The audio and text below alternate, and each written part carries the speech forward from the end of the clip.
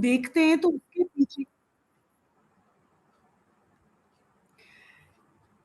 आज डे 1 की क्लास में हम जानेंगे कि वास्तु को आप जीना कैसे सीखेंगे। वास्तु देखिए करना एक अलग टॉपिक होता है, बुक से पढ़ना अलग होता है। बहुत सारे ग्रंथ्स हैं, बहुत सारे बुक्स हैं, आपके पास टाइम भी होगा, लेकिन भाषा, काल और परिस्थिति के कारण आप शायद उनको समझ नहीं पा रहे होंगे। लेकिन हमारे वास्तु के इतने ब्यूटीफुल साइंस में जब हम इतना डीप अपने गुरुओं से पढ़ते हैं और आप तक वो लेकर आते हैं उस ज्ञान को, तो डेफिनेटली उसका एक विजन ही चेंज हो जाता है।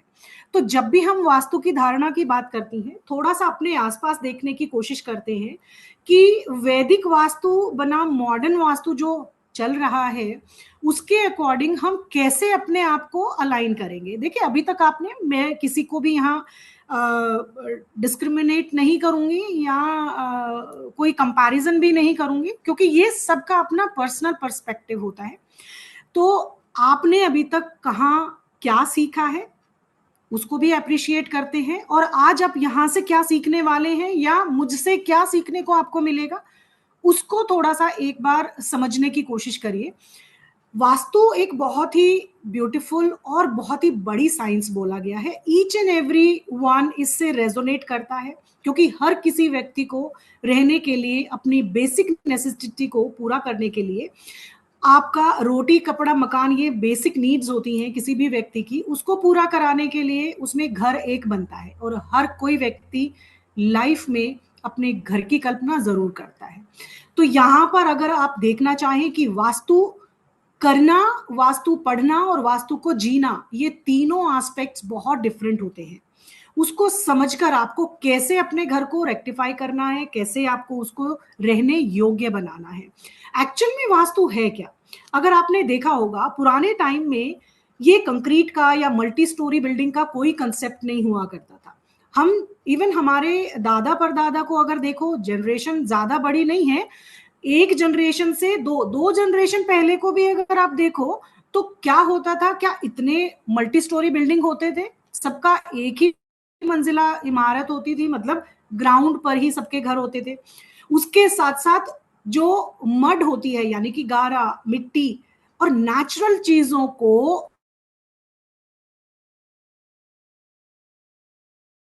डोनेट करते हैं, अपने फीडबैक जरूर देते रहे।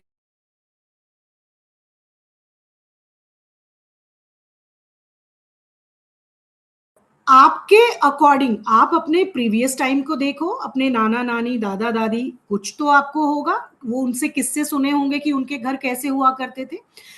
एक्चुअल में अगर वास्तु की परिभाषा आपको सीखना है तो वास्तु की परिभाषा को समझना पड़ेगा। एक्चुअल में वास्तु, हाँ जी मिलेगा, वास्तु जो है उसको सिर्फ और सिर्फ अगर साधारण बात में देखा जाए तो आपके पंच तत्व, यानी कि जिन पंच तत्वों से इस धरती का कण कण बना है, हर, हम बोलते हैं ना कण कण में भगवान है, और भगवान पंच तत्वों से ही मिलकर बनते हैं। मैं और आप जिस मिट्टी से बने हैं उसमें भी पंच तत्वों का ही समावेश है, और वापस इन पंच तत्वों को मिट्टी में ही मिलकर पंच तत्वों में ही विलीन हो जाना है। ये सबने सुना है, देखा है, और ये जीते भी हैं हम लोग। यहाँ पर जो वास्तु की डेफिनेशन निकल कर आती है वो हमें ये बताती है कि इन पांचों तत्वों का सम्यक संतुलन, यानी कि एलिमेंट का बैलेंसिंग क्रिएट करना ही एक तरीके से वास्तु को निर्धारित करता है। अब वास्तु क्या है? वास्तु मतलब जिस जगह पर आप रहते हो, रहने योग्य स्थान वास्तु कहलाता है। सिंपल से शब्दों में देखें, बहुत ही गूढ़ उनके रहस्य के जानने की अभी जरूरत नहीं है, अभी सिर्फ उसको डेफिनेशन को समझते हैं। यहाँ पर जब हम वास्तु की बात करते हैं, आप देखिए अगर कभी विलेजेस में जाने का मौका मिले, राजस्थान, हरियाणा या गुजरात साइड जाओ, या एमपी के कुछ विलेजेस ऐसे हैं, आज भी वो लोग मिट्टी से बने हुए घर में गोबर और मिट्टी को लेपन करते हैं अपने घरों में। अगर उन घरों के वास्तु दोषों की कल्पना अगर आप अपने घरों से करो, जब हम मल्टी स्टोरी बिल्डिंग में हाई टेक फैसिलिटी के साथ रहते, दोनों में उनके पास भले ही पैसा ना हो लेकिन मन की शांति है, बीमारियों से कोसों दूर हैं, लेकिन हम लोग इतनी फैसिलिटी के बीच में रहकर भी बीमार होते हैं। कैंसर जैसी लाइलाज बीमारियां भी हमारे घरों में होती हैं। क्या रीजन है? रीजन यही कि अगर हम अपने घरों को पांचों तत्वों के सम्यक संयोजन के अकॉर्डिंग बना ले जैसे पहले हुआ करता था, अब पॉसिबल नहीं है। क्योंकि जब हम वास्तु की बात करते हैं तो वास्तु के चार आयाम बनते हैं, चार पिल्लर होते हैं, चार स्तंभ हैं। आपका भूमि, यानी कि बिना भूमि पर कोई भी घर बन नहीं सकता। आपके लिए द्रव्य, द्रव्य मतलब आपका पैसा, बिना पैसे के कोई भूमि नहीं खरीद सकता। आपका काल, काल यानी कि समय, समय के अकॉर्डिंग ओरिएंटेशन को चेंज किया जा सकता है। जैसे उसकी डिजाइनिंग चेंज होती रही, पहले कैसे घर होते थे और आप धीरे धीरे जाके कितने मॉडर्न घर होने लगे हैं, मल्टी स्टोरी का कंसेप्ट आ गया। और उसके बाद लास्ट जो कंसेप्ट है दैट इज भाव। भाव मतलब आप कितने मन से अपने चीजों को बनाते हो। आप सिंपल सी भाषा में सोचो, अपने घर में एक सोफा सेट भी लाते हैं तो उसको भी 10 दुकानों में हम ढूंढ कर तब एक चूज करके लेकर आते हैं, है ना? तो उसके पीछे हमारा भाव क्या है? हमारे वास्तु में, यानी कि हमारे रूम में वो रखने योग्य हो, कलर कॉम्बिनेशन हो, हमें उसके साथ अच्छा लगे, कंफर्टेबल हो। एक छोटी सी चीज का एग्जांपल दे रही हूँ। तो सोचिए एक घर जैसी चीज के लिए हम कितना कुछ अपने लिए अरेंज करते हैं। जब हम पंच तत्वों के सम्यक संतुलन की बात करते हैं तो आप अपने पुराने विलेजेस के जो घर हुआ करते थे उनमें देखिए, क्यों कोई तकलीफ नहीं होती थी। वो घर मिट्टी, गोबर से बनते थे। उनके अंदर कोई भी नकारात्मक ऊर्जा वैसे ही सरवाइव नहीं करती। वहां पर साक्षात मिट्टी से और गोबर का लेपन करके शुद्धिकरण हो जाता था। अगर हम, जैसे हम किस भाव की बात कर रहे हैं? पंच तत्वों का, यानी कि भगवान जिससे बने हैं उन पंच तत्वों का। अगर भूमि की बात करें, पृथ्वी की करें, वो भी एक तत्व है। पृथ्वी जब हम भूमि का ही घर बनाने के लिए इस्तेमाल कर रहे हैं, मिट्टी का इस्तेमाल कर रहे हैं, तो हमने कौन से एलिमेंट को लिया? अर्थ एलिमेंट का यूज किया। अब पहले के आंगन खुले हुआ करते थे, बीचों बीच आंगन होता था। दूसरा हमारा एलिमेंट होता है जल।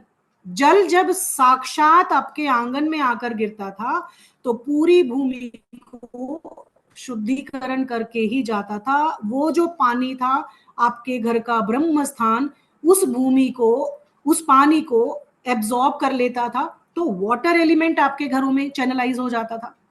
उसके बाद एयर एलिमेंट की बात आती है।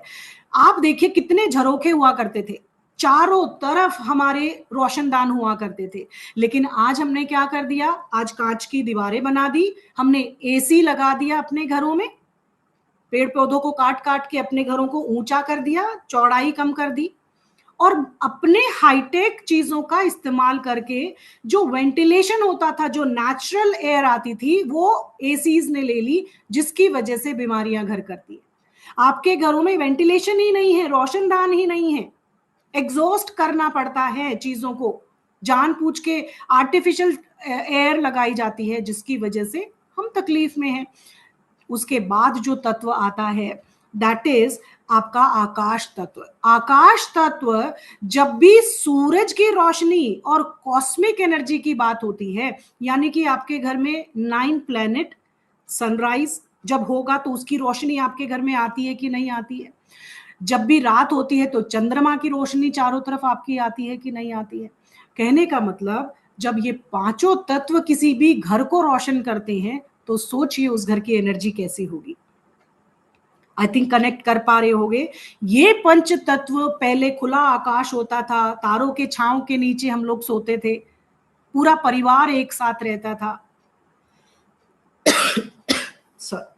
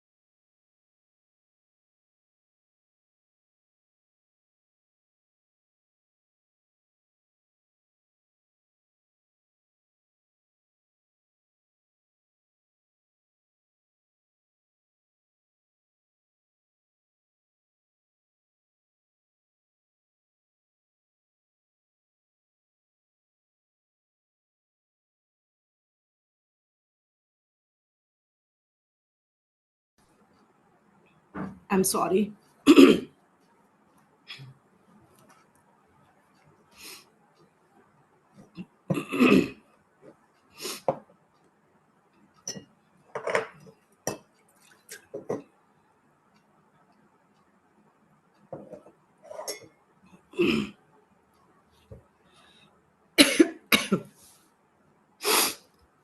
जी, फिर से शुरू करते हैं। सॉरी। यहाँ पर हम जब बात कर रहे हैं उसी सम्यक संतुलन की, तो जब हमारे उन घरों में पांचों तत्वों का बहुत अच्छे तरीके से यूटिलाइजेशन हम करते थे, तो उन घरों में प्यार प्रेम रहता था, परिवार के लिए रिस्पेक्ट था, बच्चों में बड़ा ही लगाव रहता था, बड़ों के लिए सम्मान होता था, और सभी मिलके अपने घर को आगे बढ़ाने के लिए अपने अपने हिस्से की मेहनत करते थे। लेकिन अगर आजकल के सिनेरियो में देखें तो हमने उसके ऑपोजिट काम किया। इसलिए आप सबके घरों में, हमारे सबके घरों में कोई ना कोई प्रॉब्लम आए दिन बनी रहती है। तो इन छोटी छोटी चीजों का ध्यान वैदिक वास्तु में डे वन से ही बताया जाता है कि हमें वास्तु तो करना है, घर अपना बनाना है, रहने योग्य स्थान तो हमें बनाना है, लेकिन उसको अपने अकॉर्डिंग बनाने के लिए उसके अंदर क्या क्या एनवायरनमेंट को क्रिएट करना है जिसमें आपके पांचों तत्वों का सम्यक संतुलन बना रहे।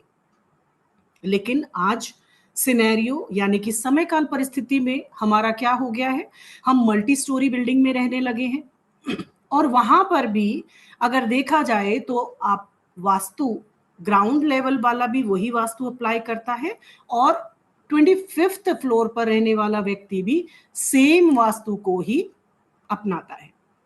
लेकिन जरूरत ही नहीं है। अगर देखा जाए तो यहाँ पर कभी भी ग्राउंड फ्लोर पर रहने वाले लोगों का वास्तु और 25th यानी कि 10 माले से ऊपर के जो भी घर होते हैं उनका वास्तु कभी भी सेम हो ही नहीं सकता।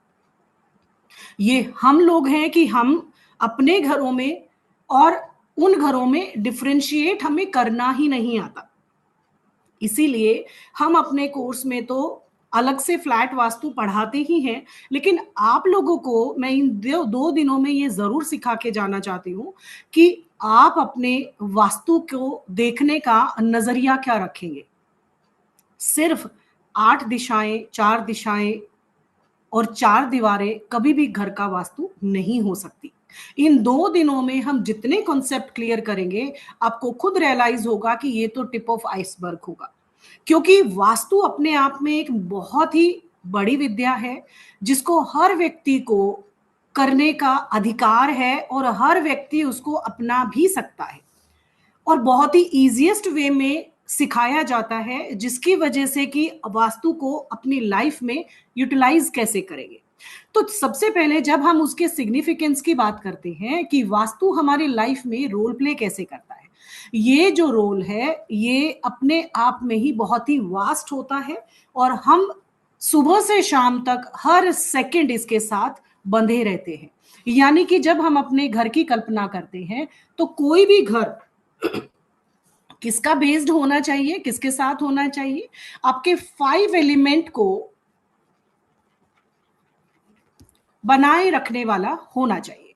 5 एलिमेंट्स की बात करें तो उसमें आपका एयर, एयर मतलब वेंटिलेशन, फायर, फायर मतलब उसका जो भी सूर्य की रोशनी और कॉस्मिक एनर्जी जैसे आ रही है, यानी कि अग्नि से भी देखा तो चूल्हों को जमीन पे बनाते थे, खाना हम जमीन पे चूल्हे बनाते थे और फिर खाते थे, तो यहाँ साक्षात भूमि के ऊपर उन पंच तत्वों का समावेश रेगुलर बना रहता था, जिसकी वजह से भूमि की एनर्जी और उसकी केमिस्ट्री ऑटोमेटिकली चेंज हो जाती थी। किसी तरीके के दोष उन घरों में नहीं देखे जाते थे। आप देखो आज हमें एसी की जरूरत होती है, लेकिन उस समय में एसी होता ही नहीं था। एनवायरमेंट में ही इतनी कूलनेस थी, उनके घर ऐसे बनते थे कि अपने आप ही ठंडक आ जाती थी। मोटी मोटी लेपन के साथ दीवारें होती थी, फ्लोरिंग पर लेपन करते थे। और अगर फ्लोरिंग भी है, वैसे भी फर्श डाला हुआ है, तो हर मैंने खुद ने देखा है कि हर पूर्णिमा के दिन पूरे घर में गोबर का और मिट्टी का लेपन किया जाता था। उसका जैसा शुद्धिकरण और उस समय का 5 एलिमेंट बैलेंसिंग आज तक भी किसी घरों में नहीं देखा जाता। लेकिन वैदिक साइंस, वैदिक वास्तु इस चीज पर बहुत फोकस करता है। आपके पहले क्लास से लेकर, मतलब पहले कर्म से लेकर आपके लास्ट कर्म तक जितना भी वास्तु आप सीखेंगे, आपके ये पंच तत्वों का सम्यक संतुलन आप हर जगह देखेंगे। अगर आपके घर में, आपके रहने वाले स्थान में या आपके वर्किंग प्लेस पर अगर ये 5 एलिमेंट बैलेंस हो गए तो आप समझ लीजिए आपको कोई दोष परेशान नहीं कर सकता। देखिए, कुछ चीजें हम अपने प्रारब्ध से लेकर आते हैं, उसी के अकॉर्डिंग आपको वो घर मिलता है, उसी के अकॉर्डिंग आप उसको केयर करते हो। लेकिन वास्तु विद्या एक ऐसी विद्या है जो आपके प्रारब्ध, अगर आज आप इस क्लास से जुड़े हो और मुझसे जुड़े हो तो डेफिनेटली आपके प्रारब्ध में ये चीजें लिखी गई थी कि आप अपने रहने योग्य स्थान को, अपने वास्तु को, आप पंच तत्वों को सम्यक संतुलन करके रहने योग्य बना ही लोगे। जो नहीं इस विद्या को सीखेगा, डेफिनेटली उसके प्रारब्ध में अभी थोड़ा सा टाइम होगा, जब जुड़ना होगा तभी जुड़ेगा। तो यहां पर जब 5 एलिमेंट की बात करते हैं तो इसमें air, fire, water, earth and space, ये पांचों तत्व जहां आ जाते हैं अपने एप्रोप्रिएट मैनर में, वही यहां पर एक पॉजिटिव एनर्जी को चैनलाइज करते हैं और उसी का नाम सीधे शब्दों में आप वास्तु सीख सकते हो। वास्तु का सीधा संबंध आपने देखा कि किसी भी वास्तु को बनाने के लिए आप देखो, कोई भी एस्ट्रोलॉजर के पास जाओगे तो उसको क्या चाहिए होता है बेस में? उसको आपकी डीओबी चाहिए होती है, डीओबी चाहिए, आपकी कुंडली चाहिए, जिसमें आपकी कुंडली लगेगी। कुंडली बनाने के बाद ही वो आपके लिए कोई प्रेडिक्शन करता है। अब वास्तु के लिए हमें क्या चाहिए? हमें बेसिक ग्राउंड लेवल पर भूमि चाहिए। हमारे पास कुंडली हो ना हो, लेकिन हमें भूमि का वो टुकड़ा चाहिए जिस पर हमें अपने रहने योग्य उसको बनाना है। अब यहां पर बेसिक प्रिंसिपल ये कहता है कि आपकी भूमि की ऊर्जा अपवर्ड आती है, यानी कि भूमि से के अंदर जो ऊर्जाएं हैं, आपने देखा होगा सारे मेटल, सारे खनिज, सारा पानी, सब कुछ भूमि के अंदर से हम निकालते हैं, सब निकालते हैं ना।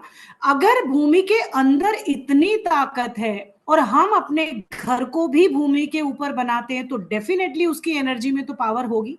यहां पर जब हम भूमिय ऊर्जा की बात करते हैं तो ये जियोपैथिक एनर्जी जब सूर्य के साथ अलाइन होके आपके घर के अंदर प्रवेश करती है तो आप यकीन मानिए वो घर अपने आप में ही एक 5 एलिमेंट का घर बन जाता है।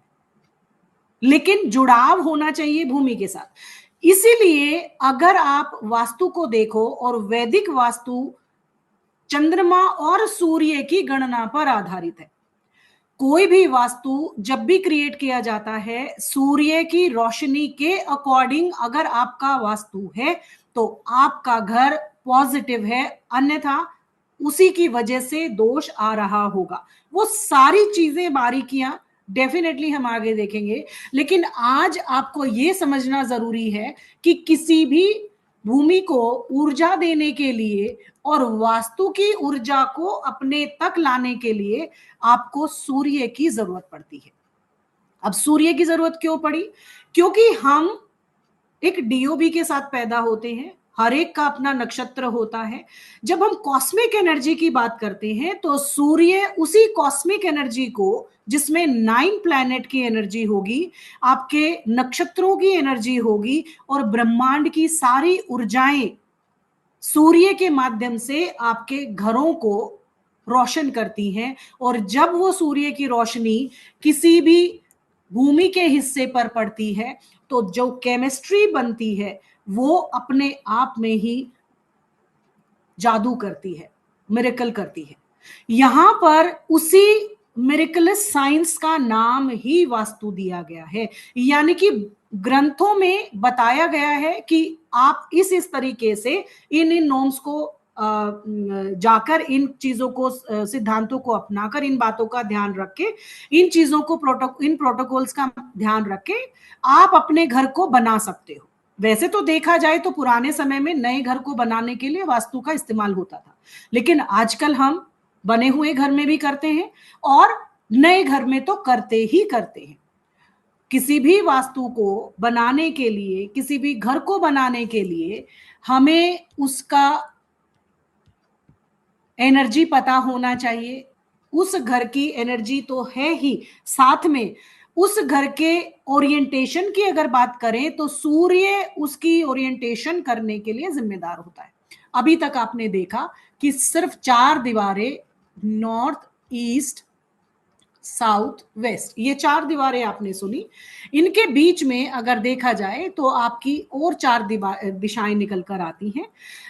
अगर 8 दिशाओं को ही वास्तु माने तो वास्तु आधा अधूरा है और उससे कभी भी कोई भी घर वास्तु सम्मत नहीं हो सकता। क्यों? क्योंकि यही जो 8 दिशाएं हैं, उन्हीं दिशाओं में सब डायरेक्शंस और हो जाती हैं और वो मिलकर आपके 16 जोन क्रिएट करते हैं।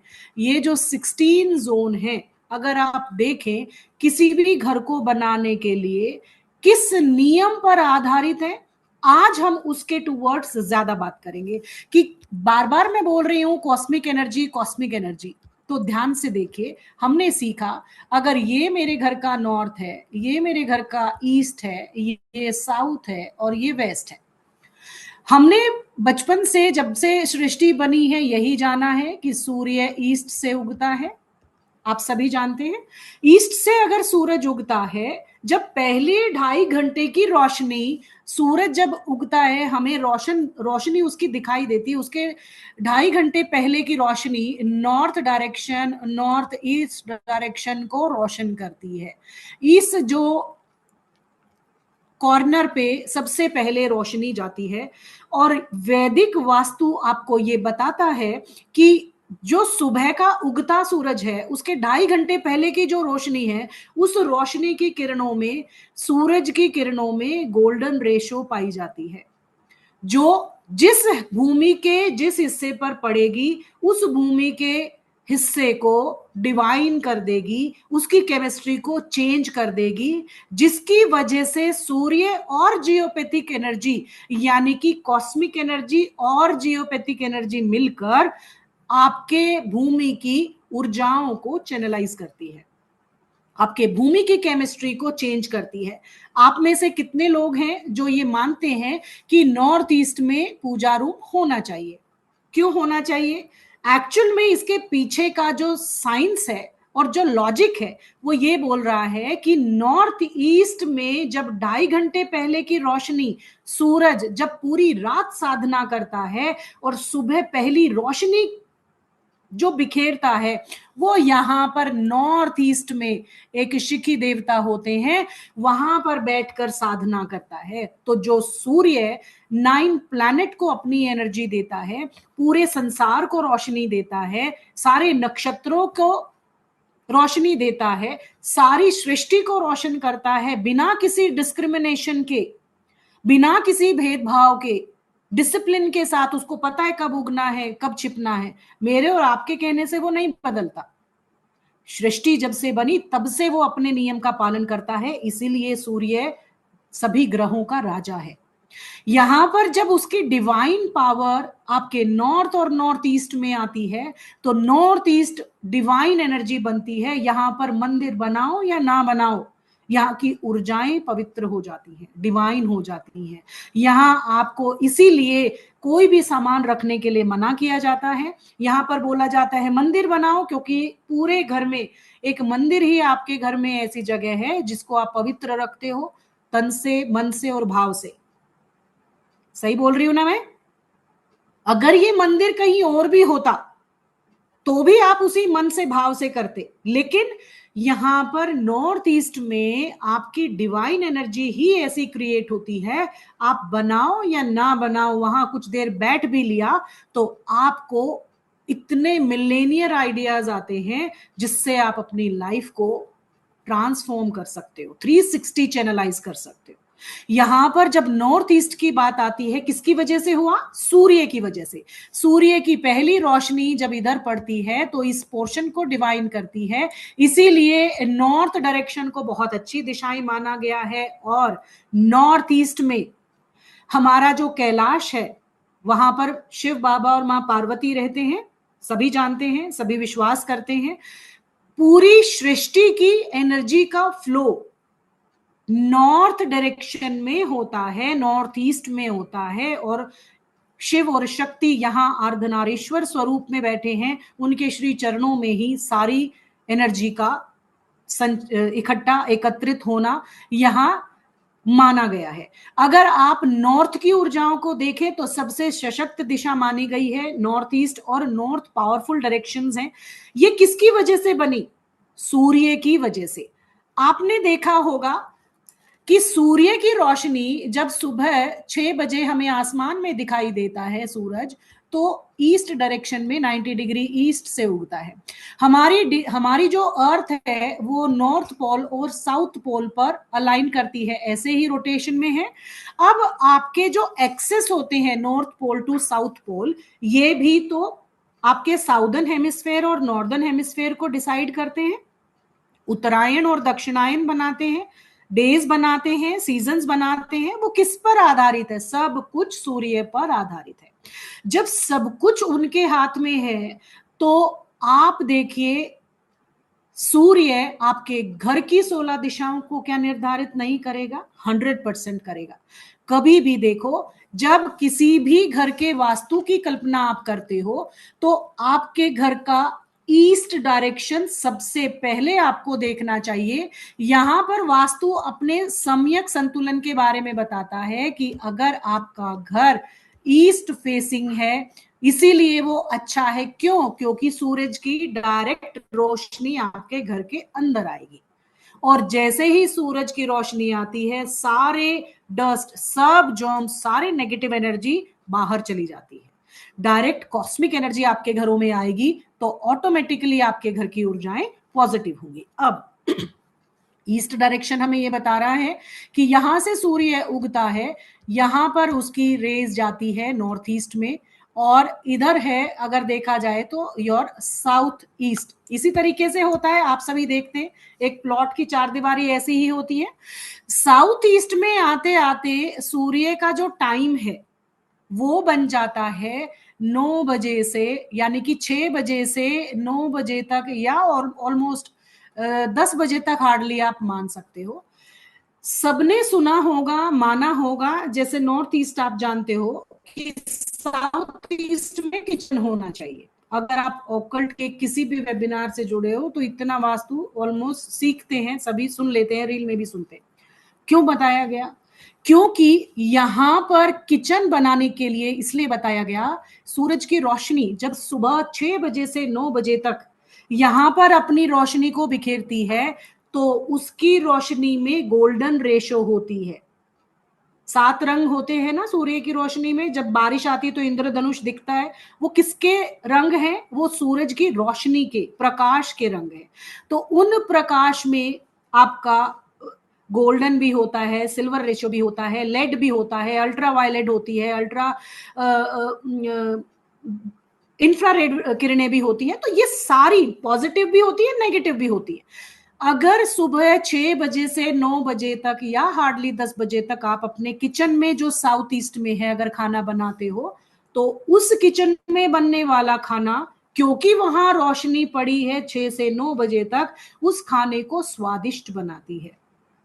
इसीलिए नॉर्थ ईस्ट में अगर आप अपना चूल्हा रखते हो और खाना बनाते हो तो उस घरों में खाना बड़ा डिलीशियस होता है, क्योंकि यहां पर जब सूर्य आता है अपनी सुबह सुबह की ठंडक के साथ, बहुत ही सूदिंग से, जब आप घास पे चलते हो तो थोड़ी थोड़ी ओस की बूंदें दिखती है ना, यानी कि 9 बजे तक भी, 6 से 9 बजे तक का एनवायरनमेंट बहुत प्लेजेंट होता है। तो उसमें अगर आप अपना खाना बना रहे हो तो साउथ ईस्ट की किचन आपको बहुत अच्छे रिजल्ट देगी। लेकिन अगर आप अपने इसी साउथ ईस्ट की किचन में दोपहर 2 बजे का खाना बना रहे हो तो 2 बजे आपके सूर्य महाराज यहां पर होते हैं। आपके साउथ वेस्ट में, साउथ में आ जाते हैं, SSW में आ जाते हैं। और उस समय पर सबसे रौद्र रूप में होते हैं, जिसकी इंफ्रारेड किरणें आपके खाने में शामिल होती हैं, और उस समय पर खाए जाने वाला खाना आपको बीमारियां देता है। और कैंसर सिर्फ नॉर्थ ईस्ट का टॉयलेट ही नहीं, आपको आपकी किचन भी दे सकता है, आपका समय पर काम करना भी दे सकता है। इसीलिए तो दिनचर्या पर पुराने समय में बहुत महत्व दिया जाता था। सुबह उठ के सारा काम, जल्दी उठिए और अपना काम टाइम से करिए। क्यों? सूरज के साथ उठना, सूरज के साथ सोना, तभी एक व्यक्ति हष्ट पुष्ट रहता था। लेकिन आज हमारा क्या चक्र हो गया है? सब कुछ ऑपोजिट। तो हमारा शरीर भी तो एंटी रिएक्ट करेगा ना, हमारे पंच तत्व भी तो इम्बैलेंस होंगे। अगर हमारे घर का पंच तत्व बैलेंस है और आपके शरीर का पंच तत्व बैलेंस है, तो ही व्यक्ति स्वस्थ होता है। लेकिन अगर घर डिस्टर्ब है तो आपके पंच तत्व भी डिस्टर्ब होंगे, और अगर शरीर के डिस्टर्ब हैं तो आपके घर के डिस्टर्ब होंगे। दोनों की एनर्जी एक दूसरे को अट्रैक्ट करती है। तो यकीन मानिए कि साउथ ईस्ट का किचन भी आपको रिजल्ट नहीं देगा यहां। क्यों? क्योंकि आपने समय का ध्यान नहीं रखा। आपके बच्चों की 2 मंथ्स की वेकेशन होती है ना, कब होती है? मई जून में होती है, जब सूर्य सबसे ज्यादा बुरे रोशनी के साथ होता है, मतलब इंफ्रारेड किरणें होती हैं, जिससे स्किन कैंसर तक हो जाता है, और हमारे अंदर उतनी शक्ति नहीं है कि हम उस ऊर्जा को एब्जॉर्ब कर सकें। तो वो जो प्रचंड गर्मी वाला समय होता है, उसको अवॉइड कर दिया जाता है और उसमें ब्रेक दे दिया जाता है। तो केवल इतना सा ही मात्र देखकर आपको ये यकीन होना चाहिए कि सूर्य अपने आप में कितना पॉजिटिव रोल प्ले करता है। हमारी जो 16 दिशाएं नहीं होती, 16 जोन बनते हैं। दिशाएं, आप में से मुझे बताइए दिशाएं कितनी होती हैं? पहले मैं थोड़ा सा आपका भी तो फीडबैक देखूं। आप में से कितने लोग हैं जो ये मानते हैं कि दिशाएं कितनी होती हैं? कौन बताएगा कितनी दिशाएं होती हैं आपके अकॉर्डिंग? शिवाजी, आप बताएंगे?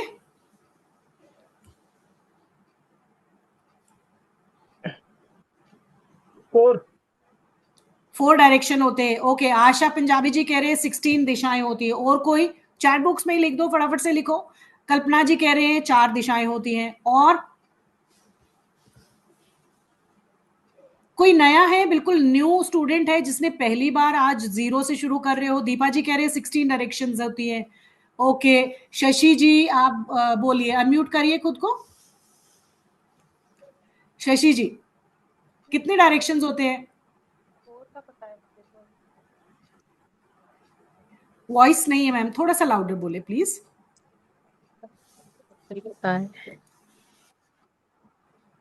जी मैम, जल्दी बोलिए प्लीज। मैम मुझे अभी 4 का ही पता है। ओके ओके ओके, ठीक है, इट्स ओके। अब हम बात कर लेते हैं। ओके, सब डायरेक्शंस 8, कल्पना जी कह रहे हैं कि 8। ओके, चलिए। अब इसी से ही मैं आपको समझाने की कोशिश करती हूं कि वैदिक वास्तु में जो शास्त्रों में लिखा गया है वही वास्तु की बात कही गई है। कोई अपने, या मैं आपको ये बोल दूं कि मैं अपने आप को इम्प्रूव करने के लिए, म्यूट कर लीजिए प्लीज जिसका भी। हाँ,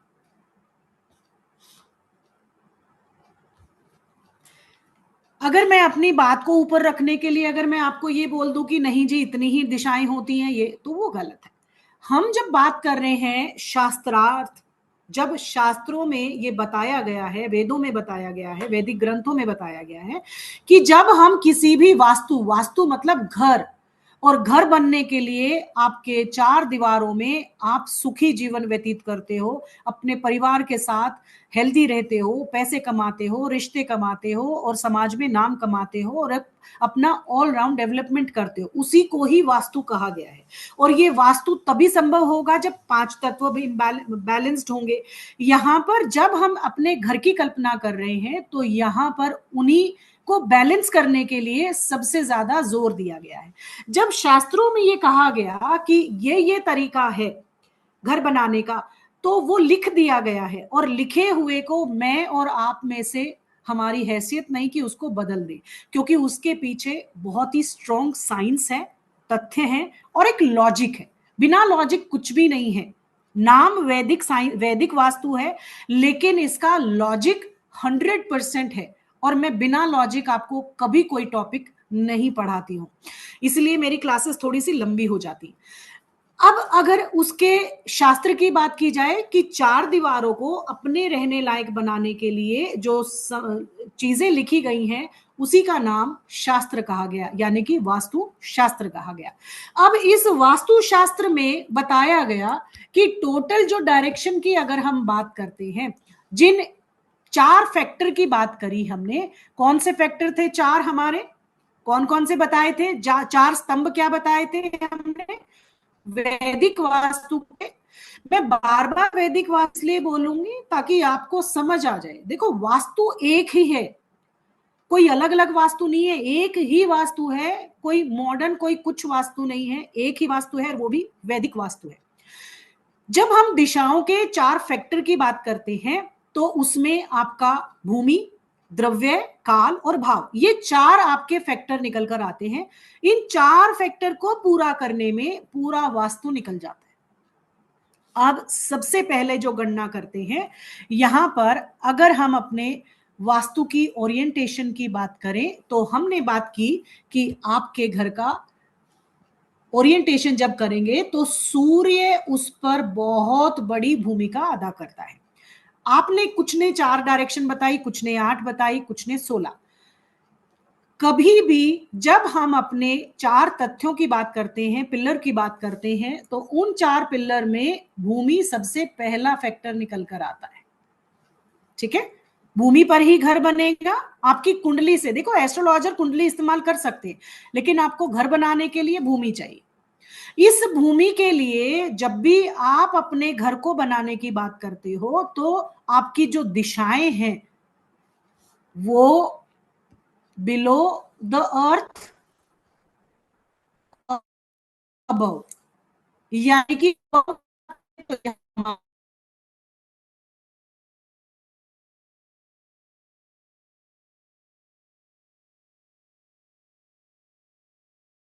हाल हो जाए, यही बोलते हैं, है ना, भूमि के नीचे भी और भूमि के ऊपर भी। अब सारा वास्तु ही जब हमारा सूर्य पर आधारित है, कॉस्मिक एनर्जी पर आधारित है और भूमि पर आधारित है, तो इन दो दिशाओं को हम कैसे नकार सकते हैं। 4 मेन डायरेक्शन होती हैं, ईस्ट, साउथ, वेस्ट और नॉर्थ। उनके बीच की सब डायरेक्शन होती हैं जिनको विदिशा बोलते हैं, नॉर्थ ईस्ट, जिसमें कुछ पोर्शन नॉर्थ का मिलेगा, कुछ पोर्शन ईस्ट का, ये दोनों दिशाएं मिलकर नॉर्थ ईस्ट बनाती हैं। साउथ और ईस्ट मिलकर साउथ ईस्ट बनाते हैं, साउथ और वेस्ट मिलकर साउथ वेस्ट को बनाते हैं, और वेस्ट और नॉर्थ वेस्ट मिलकर नॉर्थ वेस्ट बनाते हैं। और आपका सेंटर में भूमि के नीचे और एक आकाश की तरफ, शास्त्रों में सिर्फ और सिर्फ 10 दिशाओं के बारे में, 10 डायरेक्शन के बारे में बताया गया। जो ये बाकी डायरेक्शंस निकाली हैं वो मैन मेड है, वो आजकल के वास्तुविदों ने निकाला है। लेकिन वास्तुशास्त्र में ये बात कही गई है कि उसका जो तीसरा स्तंभ है, काल, काल के अकॉर्डिंग आप अपने वास्तु को मॉडिफाई कर सकते हो। ऑब्वियसली पहले जो ऋषि मुनि वाला काल होता था, उनका एक ही काम होता था, साधना करना, सुमिरन करना, अपने सांसारिक मोह से ऊपर उठना, सबको गुरुकुल में पढ़ना होता था, तो वहां का लाइफस्टाइल और समय अलग था, तो वैसी संरचना का घर बनता था, इसीलिए 10 दिशाओं की बात कही गई। लेकिन हम जब काल के स्तंभ को लेकर चलते हैं तो समय काल परिस्थिति के अकॉर्डिंग जो जो हमारी रिक्वायरमेंट होती है, उसको, पंच तत्वों को ब्रेक अगर हम नहीं कर रहे और फिर भी अपना वास्तु बना रहे हैं, तो उसमें वो दोष खत्म हो जाता है। तो इसलिए जो 16 डायरेक्शन नहीं है, डायरेक्शन आज के बाद कितना बोलेंगे, 10, लेकिन वो जोन बन गए हैं, वो पक्ष बन गए हैं, वो एरिया हमने क्रिएट कर दिया है। तो 16 जोन कहे जाएंगे और डायरेक्शन आपकी कितनी होंगी, आज के बाद कितना याद रखोगे, 10 डायरेक्शंस होंगी। ओके, एक ऊपर और एक नीचे, क्योंकि जब तक हम अपने सेंटर को, अपने घर के मध्य स्थान में जब खड़े होते हैं तो वहां पर सबसे पहली अनमैनिफेस्टेड एनर्जी क्रिएट होती है, यानी कि ब्रह्मा एनर्जी वहां पर क्रिएट होती है और वो भूमि के नीचे से हमें ऊर्जा को निकाल कर देती है। तो अब हम अपने सूर्य की दिशाओं के साथ साथ जब बात कर रहे हैं तो सूर्य केवल अकेला ही रिस्पॉन्सिबल नहीं है किसी 10 दिशाओं को बनाने के लिए। हमारी जो दिशाएं हैं वो ये 10 दिशाएं, यहां पर ईस्ट में जब सूर्य उगता है तो ये जब यहां पर आकर वेस्ट में छिप जाता है, हमने यही पढ़ा है।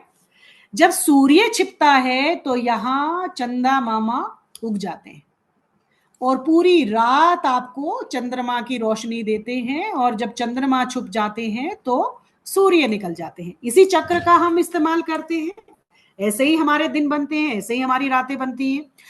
अब ये दोनों ही इंपॉर्टेंट फैक्टर बनते हैं किसी भी वास्तु को बनाने के लिए कि चंद्रमा की एनर्जी और आपके सूर्य की एनर्जी से ही आपके 16 जोन बनते हैं, 8 दिशाएं बनती हैं, 10 दिशाएं बनती हैं, 4 दिशाएं बनती हैं। कैसे? अब हमारा सूरज नहीं छिपता है, सूरज तो आसमान में ही रहता है। हम जिस प्लैनेट पर रहते हैं, अर्थ पर रहते हैं, वो जिस एक्सिस पर रोटेट करती है उससे डे और नाइट फॉर्म होते हैं, है ना। नॉर्थ पोल, साउथ पोल, और जो धरती है वो गोल गोल घूमती है। तो जिस तरफ धरती का फेस सूर्य को फेसिंग होता है तो हमारे लिए दिन बन जाता है, लेकिन धरती के उसी समय पर दूसरे हिस्से में रात हो जाती है, यानी कि साउदर्न हेमिस्फेयर में। हम नॉर्दर्न हेमिस्फेयर में हैं। तो इसी तरीके से उनका और हमारा वास्तु भी वैसे ही बनता है। जो चीज, इसीलिए हमारे कोर्स में हम फॉरेन वास्तु अलग से पढ़ाते हैं, फ्लैट वास्तु अलग से पढ़ाते हैं, क्योंकि ये जो बारीकियां हम लोग भूलते जा रहे हैं ना, सबको एक जैसा तोलते जा रहे हैं, इसीलिए आपके घरों में रिजल्ट नहीं है। एक एक पॉइंट पर वर्किंग होती है, चाहे आपका ग्रिडिंग हो, चाहे आप नॉर्दर्न हेमिस्फेयर में हो, साउदर्न हेमिस्फेयर में हो, आपके घर का जो 16 जोन निकलते हैं उनमें सूर्य और चंद्रमा की कैसे आपको गणना करनी है। अब यहां से जब सूर्य से हमने देखा कि जो इसकी रोशनी जैसे जैसे जिस जिस हिस्से पर पड़ती है वैसा वैसा ही आपके घर का ओरिएंटेशन बनता है। हमने साउथ ईस्ट की किचन के बारे में तो देखा। अब आपने देखा होगा कि एसएसडब्ल्यू को, साउथ साउथ वेस्ट को टॉयलेट बनाने के लिए बताया गया था। क्यों बताया गया था? क्योंकि किसी भी वास्तु में जब सूर्य ये यहां पर नेगेटिव क्यों बना, क्या रीजन इसके पीछे? और कहीं भी तो बना सकते थे, बना सकते हैं ना। अब यहां पर WNW में भी बताया गया कि यहां पर भी टॉयलेट होना चाहिए। क्या ये दोनों चीजें निकल कर आई, कहीं और भी तो बन सकता है, ऐसे क्या प्रॉब्लम है इसमें? उसके पीछे का लॉजिक और मैजिक ये है कि आपका जो सूर्य है जब सुबह से निकलकर यहां पर 3 बजे के अराउंड होता है तो इस दिशा पर जो सूर्य की रोशनी पड़ रही है वो अल्ट्रा इंफ्रारेड किरणों की रोशनी है। इसीलिए यहां पर जो भी रोशनी पड़ेगी वो जो चीज यहां होगी उसको डिस्ट्रॉय करेगी, नेगेटिव करेगी। और ये बात आप याद रखिए, दिशाओं की अपनी कोई एनर्जी होती ही नहीं है। उनके दिशाएं जो होती हैं उनके अपने अपने एक देवता होते हैं, एक एनर्जी होती है। उन देवताओं की एनर्जी से ऊर्जाएं निकलती हैं और आपकी भूमि से, उन दिशाओं से ऊर्जाएं चैनलाइज होती हैं। Are you getting it? कैसे आपको वास्तु को समझना होगा। सिर्फ दीवारें खड़ा करना वास्तु नहीं है, इतना इजी होता तो बहुत कुछ हो चुका होता। आपके घरों में रिजल्ट क्यों नहीं आ रहा है इतना वास्तु करने के बावजूद भी? यही रीजन है। यकीन मानिए, वास्तु को समझने की जरूरत है, वास्तु को करने की जरूरत है, वास्तु को रटने की जरूरत नहीं है। वास्तु को जैसा सामने वाला बता रहा है वैसी जरूरत नहीं है, समझ के करने की वास्तु है।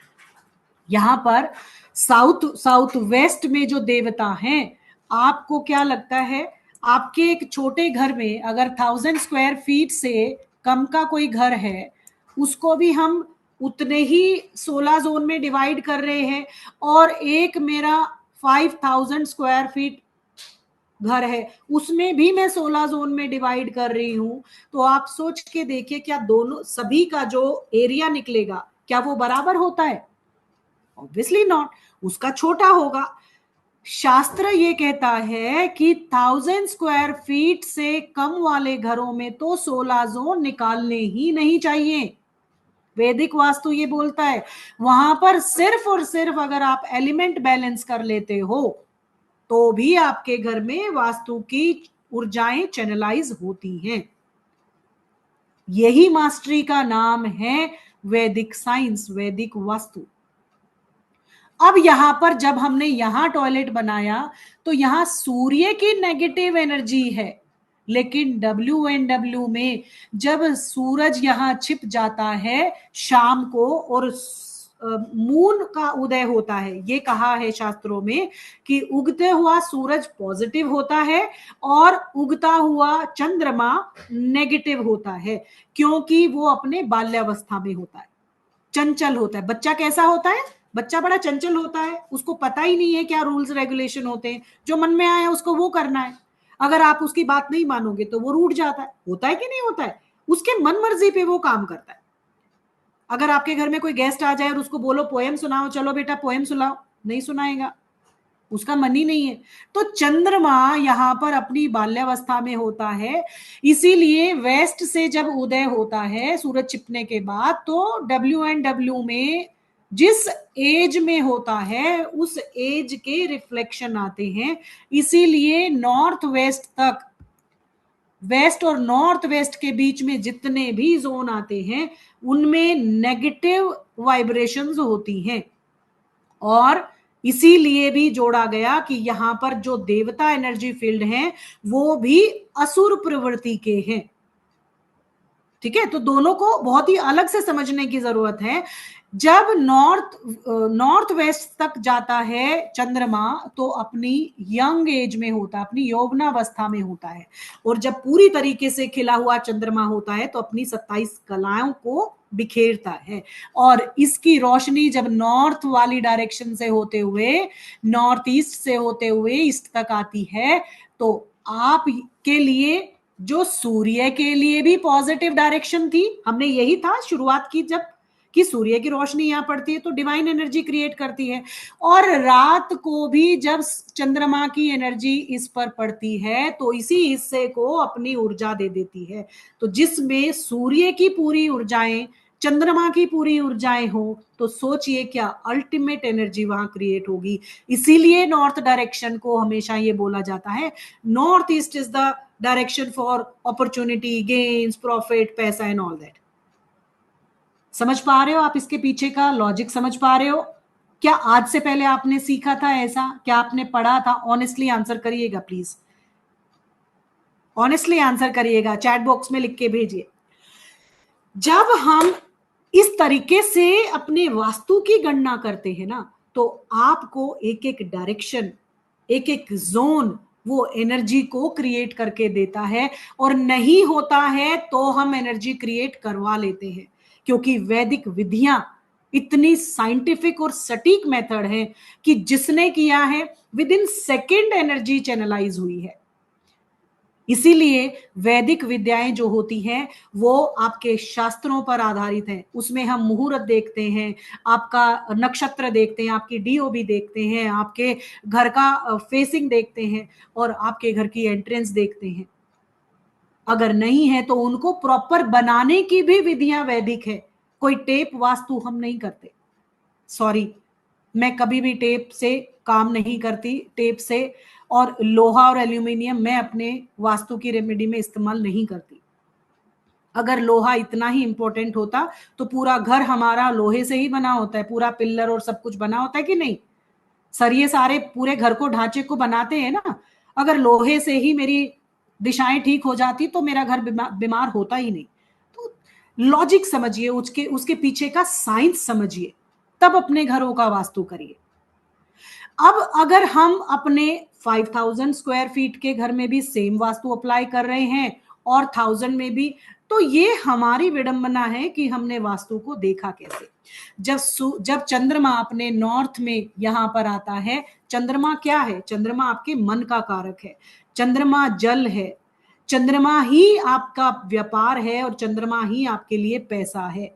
तो अगर आप अपने नॉर्थ से ईस्ट तक की डायरेक्शन को बैलेंस करते हो, उसको बैलेंस करने के लिए किन किन प्रिंसिपल को देखा जाता है, तो भी आप अपने आयाम को, अपने ऑलराउंड डेवलपमेंट को क्रिएट करते हो। आप खुद से अपने घर को क्रिएट करते हो अपने दो ग्रहों के मेल से।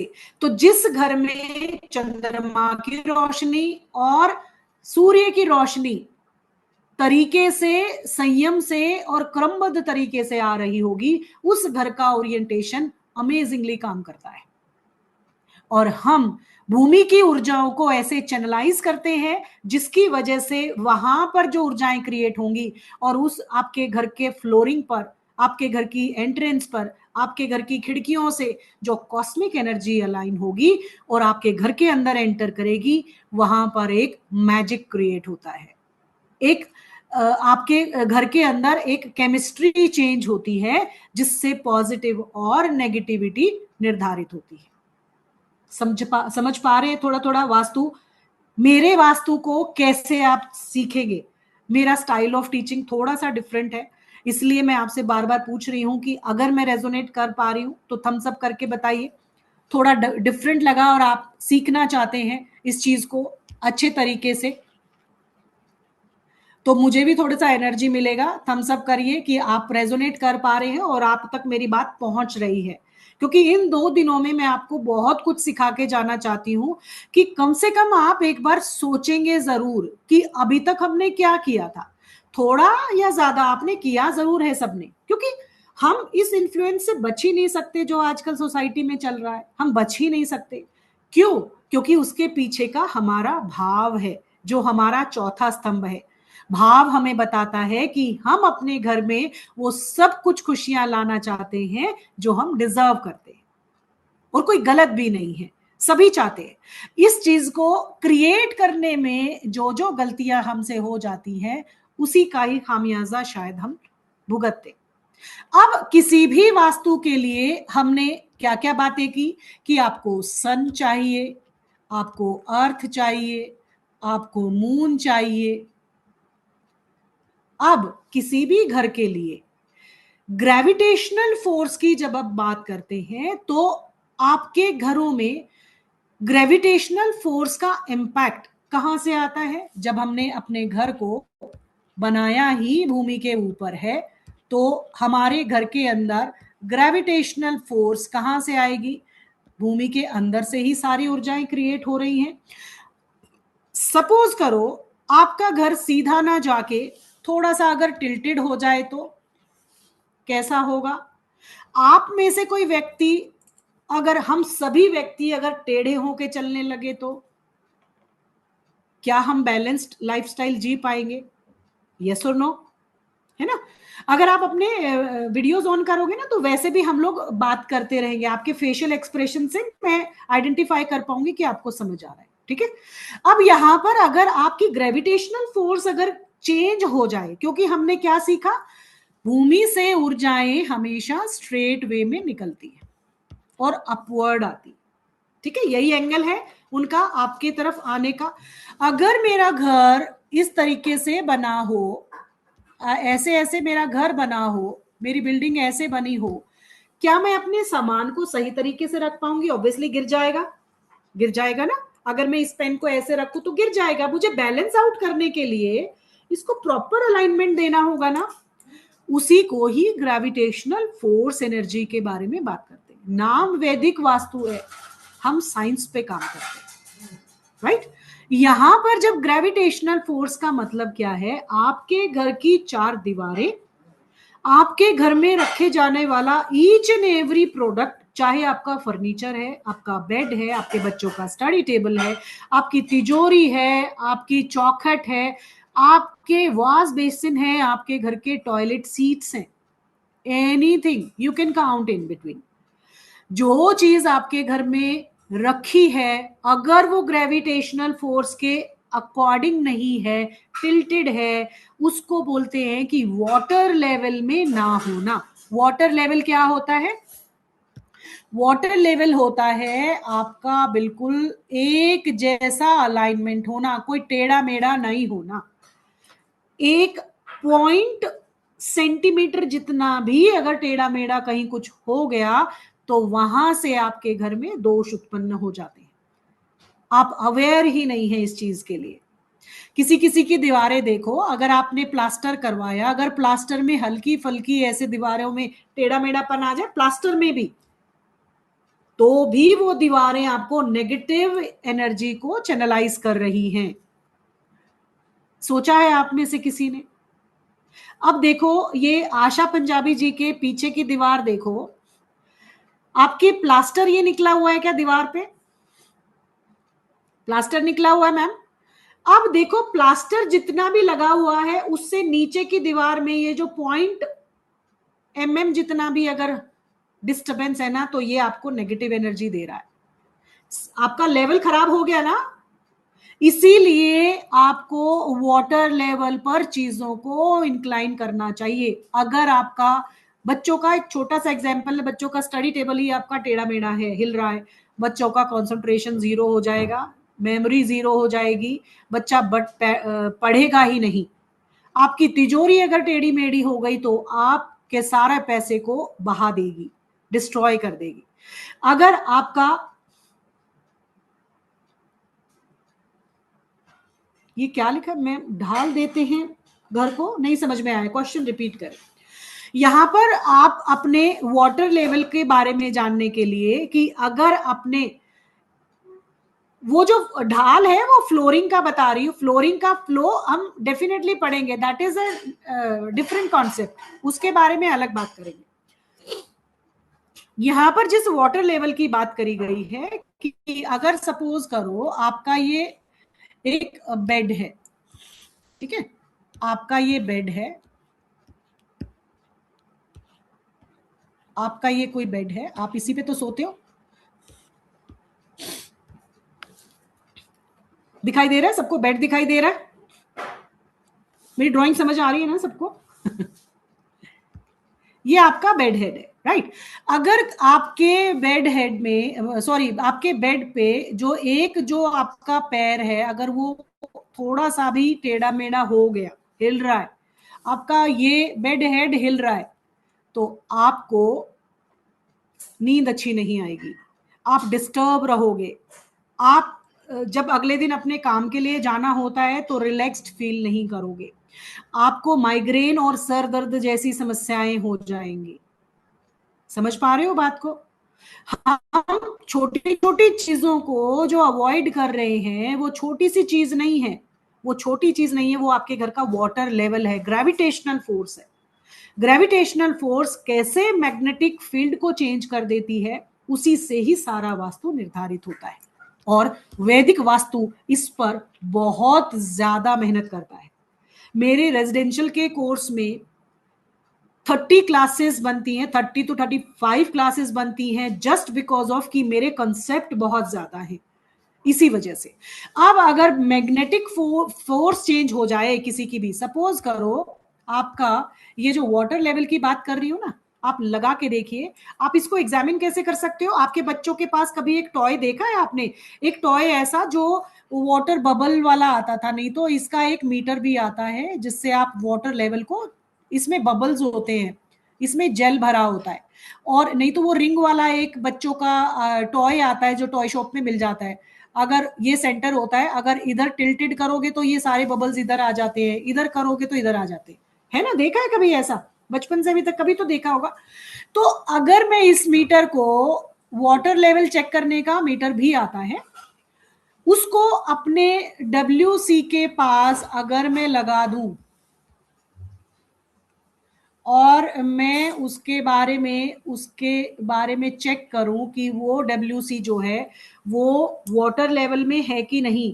अगर आपके घर का टॉयलेट वाटर लेवल में नहीं है तो यकीन मानिए नॉर्थ ईस्ट का ही टॉयलेट नहीं, आपको SSW का टॉयलेट भी कैंसर जैसी लाइलाज बीमारी देगा। लिखवा लीजिए मेरे से। क्योंकि हम इन चीजों पे ध्यान ही नहीं देते हैं और कोई ध्यान देने भी नहीं देता है।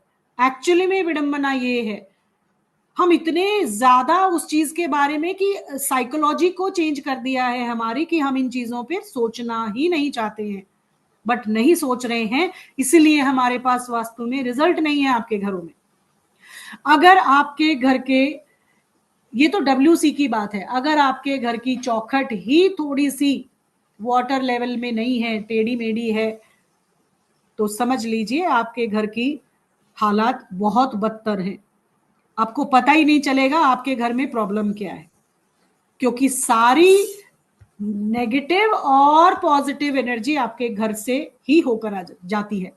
कोई भी चार दीवारी, अगर मुझे इसमें ओपनिंग करनी है, अंदर जाना है तो ओपनिंग करनी पड़ेगी ना।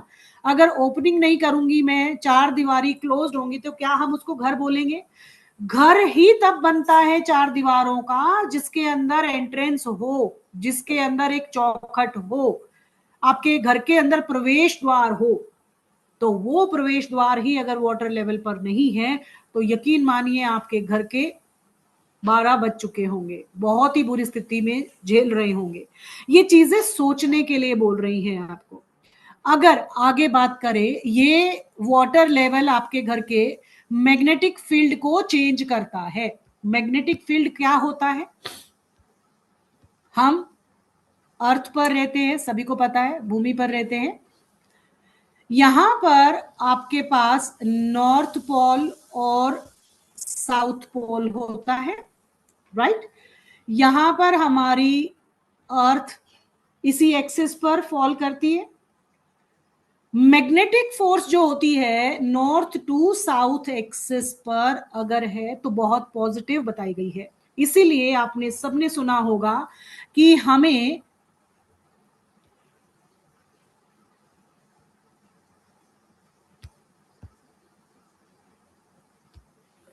अपने पैरों को, अपने पैरों को नॉर्थ की तरफ करके सोना चाहिए और अपने हेड को साउथ में करके सोना चाहिए। सबने सुना है? से यस और नो, सबने सुना है ना? क्यों? उसके पीछे का साइंटिफिक रीजन क्या है? हर व्यक्ति के हेड पर नॉर्थ पोल होता है। नॉर्थ पोल मतलब नॉर्थ अट्रैक्शन या नॉर्थ डायरेक्शन होती है। डायरेक्शन से समझ लो इजीएस्ट वे में। और पैरों में साउथ होता है। अब आपने किसी भी बैटरी को चार्ज करने के लिए क्या कभी नेगेटिव नेगेटिव एक दूसरे को अट्रैक्ट करते हैं? क्या किसी बैटरी को चार्ज करना है, सेल डालना है, तो क्या नेगेटिव और नेगेटिव को ही डालते हैं क्या हम एक साथ? नहीं ना। क्या पॉजिटिव पॉजिटिव को डालते हैं? नहीं। एक पॉजिटिव होना चाहिए, एक नेगेटिव होना चाहिए, तभी तो बैटरी ऑन होगी ना। हमारी बैटरी ऑन होने के लिए इसीलिए वास्तु में ये बताया गया कि जो आपके सोने की प्लेसमेंट है उसके अंदर मैग्नेटिक फोर्स को अप्रोप्रिएट करने के लिए नॉर्थ टू साउथ ही एक्सिस पॉसिबल इस अट्रैक्शन को क्रिएट करता है। अब यहां पर साउथ में हमारा हेड है, हेड में हमारा नॉर्थ हो गया, तो नॉर्थ टू साउथ एक्सिस हमारा अट्रैक्ट होगा कि नहीं होगा? हमारे पैरों में साउथ है, तो यहां पर भी नॉर्थ टू साउथ एक्सेस हुआ कि नहीं हुआ? तो एनर्जी का फ्लो जिस मैग्नेटिक फोर्स के साथ होना चाहिए वैसे हो रहा है। आपके आगे है, दिखाई दे रहा है, समझा पा रही हूं मैं आप लोगों को? वैसे ही हो रहा है। अब इसी मैग्नेटिक फोर्स के अकॉर्डिंग ये बता दिया गया कि आपका सिर साउथ में होना चाहिए, पैर नॉर्थ में होना चाहिए। अब यहां पर एक और आपका मिथ क्लियर कर दूं, जिसके बारे में आजकल मजाक भी उड़ाया जाता है, बट ये विडंबना है। हमारे वेदों से निकले साइंस को लोग अपने मजे के लिए, अपने आप को बड़ा बनाने के लिए मॉडिफाई करते हैं। बट ये हम विडंबना ही कह सकते हैं। जब हम अवेयर ही नहीं है इस चीज को लेके, तो हम नेगेटिव भी नहीं बोल सकते किसी के लिए। तो यहां पर जब हम इसी फोर्स के बारे में बात कर रहे हैं, तो आपको फेसिंग का भी ध्यान रखना चाहिए। अगर आपकी टॉयलेट सीट सन को फेस करते हुए है, लाइक दिस। जब आप यहां बैठते हो तो फेसिंग टूवर्ड्स ईस्ट या नॉर्थ हो, सॉरी नॉर्थ नहीं, फेसिंग टूवर्ड्स ईस्ट अगर आप फेस करके बैठे हो या वेस्ट करके बैठे हो तो ऑब्वियसली आपकी पीठ होगी यहां। फेसिंग अगर इधर है या इधर है, कोई मुझे एग्जाम्पल दे, मतलब अपना एग्जाम्पल दे सकता है कि आपके घर की टॉयलेट सीट ईस्ट फेसिंग है और आपके घर के व्यक्तियों में किसी न किसी को पाइल्स की प्रॉब्लम है कोई व्यक्ति ऐसा?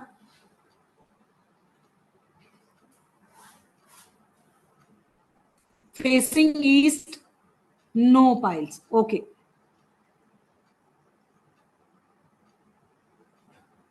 वही तो बोल रही ना, नहीं वॉल होने से मतलब नहीं है, वॉल होने से अब तो वॉल के अंदर तो क्या आपके घर की रोशनी नहीं आ रही होगी? आपके हर दीवारों के माध्यम से सूर्य की रोशनी आपके घरों के अंदर प्रवेश करती है। आपके घर की दीवारें आपकी जब एनर्जी को चैनलाइज कर लेती हैं तो क्या सूरज की रोशनी को एब्जॉर्ब नहीं करेंगे? आप थोड़ा सा एक दो चीज, अब कितना टाइम हो गया सारा जी आपको अपने घर में रहते हुए? इस घर में क्या आपका खुद का घर है या रेंटेड अपार्टमेंट है? जब भी हम ईस्ट और वेस्ट फेसिंग करते हैं तो ये सूर्य, उस सूर्य का अपमान करते हैं जिस सूर्य का यूज करके हम पूरा वास्तु बनाते हैं, जिस सूर्य के होने से सारे नवग्रह ऊर्जा पाते हैं, स्टार्स को रोशनी मिलती है, प्रकृति को सृजन मिलता है। उसके तरफ अगर बैठ सामने फेस करके अगर आप अपने घर को टॉयलेट बनाते हो तो उन घर के लोगों में दोष पाया जाता है। ये तो एक मैंने जस्ट एक बताया, बहुत सारे टेस्टिमनीज है, ऐसा नहीं है कि एक ने बोल दिया तो नहीं होगा। इतने एग्जाम्पल्स हैं कि उनके घर में किसी न किसी व्यक्ति को कॉन्स्टिपेशन, पाइल्स, समाज में उनका जितना रुतबा होना चाहिए वो अटेन नहीं करते हैं, सोशल कनेक्शन में प्रॉब्लम आती है, उनको डिफेमेशन का भी सामना करना पड़ता है, कई बार आइसोलेशन में रह जाते हैं और अपने ही लोग उनको स्टेप बैक करते हैं। कितनी ही प्रॉब्लम मैं गिना सकती हूं। तो ये फेसिंग भी मैटर करता है। यहां पर आपके घरों में मैग्नेटिक फोर्स की जब हम बात करते हैं तो ये मैग्नेटिक फोर्स, अब मुझे बताइए आपके रेक्टेंगुलर और स्क्वायर घर में, एक घर है जो ईस्ट, ये ईस्ट और वेस्ट है और ये है नॉर्थ और साउथ। किसका घर इस तरीके से बना हुआ है और किसका घर इस तरीके से बना हुआ है? यानी कि आपका ईस्ट फेसिंग हो सकता है, वेस्ट फेसिंग हो सकता है, तो ऑब्वियसली आपका ये लंबा होगा। मतलब लॉन्गर पैटर्न को देखिए, फेसिंग ना भी हो, इधर उधर हो तो भी चलेगा, लेकिन इस तरीके से अगर आपने बनाया हुआ है, किसका ईस्ट और वेस्ट लॉन्गर है, पहले उनकी बात करते हैं, ईस्ट और वेस्ट। ओके, शिवाजी से बात करते हैं। जी शिवा जी, आप मुझे ये बताइए, आप स्पिरिचुअल काइंड ऑफ पर्सन है? आपका ईश्वर की आराधना में या पूरा फैमिली में आपके घर में एनर्जी ऐसी होती है कि आप भगवान में विश्वास रखते हैं, पूजा पाठ करना अच्छा लगता है, लेकिन आपके पैसों के अकॉर्डिंग जब आप एफर्ट करते हैं तो आपको बहुत डिले, बहुत स्ट्रगल करना पड़ता है? यस मैम, करना पड़ता है। यही है, आपको बहुत ही मेहनत के बाद इतना टाइम, और लास्ट में तो ये हो जाता सब कुछ भगवान पे ही छोड़ देते हो आप देखो जो करना है। जी। शशि जी बोल रहे हैं, शशि जी कह रहे हैं कि उनके घर में भी साउथ नॉर्थ, ओके आ रहे हैं अभी उस पे भी। पर अगर देखो ये कैसे प्रिडिक्ट किया, आप भी प्रिडिक्ट कर सकते हो ये प्रिडिक्शन कैसे हुई, क्यों? क्योंकि जब हम ईस्ट और वेस्ट घरों के लॉन्गर की बात करते हैं, यानी कि जिसमें ईस्ट और वेस्ट लंबा होता है इस तरीके से, ऐसे घरों में नॉर्थ और साउथ जो डायरेक्शन का मैग्नेटिक फील्ड है वो कम हो जाता है, उसका एरिया कम हो जाता है, और लंबाई में, यानी कि इधर से इधर तक लंबाई ज्यादा एनर्जी क्योर कर रही है, और नॉर्थ टू साउथ कम एनर्जी इनको मिल रही है। तो यहां पर क्या देखने को मिलता है कि जो नॉर्थ से अपॉर्चुनिटी आती है और साउथ से जो आपको विल पावर और पावर जनरेट होती है उसका रेशो कम हो जाता है। सारी चीजों का माध्यम यही होता है। लेकिन अब यहां पर क्वेश्चन उठता है कि क्यों मेरे साथ ऐसा हुआ? क्योंकि ईस्ट और वेस्ट लॉन्गर हमेशा मंदिरों को बनाने के लिए ऐसे प्लॉटों का चुनाव किया जाता है। अब आपका घर मंदिर तो नहीं है, ऑब्वियसली मंदिर जैसे प्लॉट में ऊर्जाएं मंदिर जैसी ही होंगी। वहां पे गृहस्थ आश्रम में जो चाहिए, गृहस्थ आश्रम में क्या चाहिए? परिवार चाहिए, रिश्ते चाहिए, पैसा चाहिए, बिजनेस चाहिए, ग्रोथ चाहिए, समाज में नाम चाहिए, सब कुछ चाहिए। जब व्यक्ति मंदिर में जाता है तो क्या हम वहां ये सब चाहते हैं? हम अपनी प्रार्थना लेकर जाते हैं ना।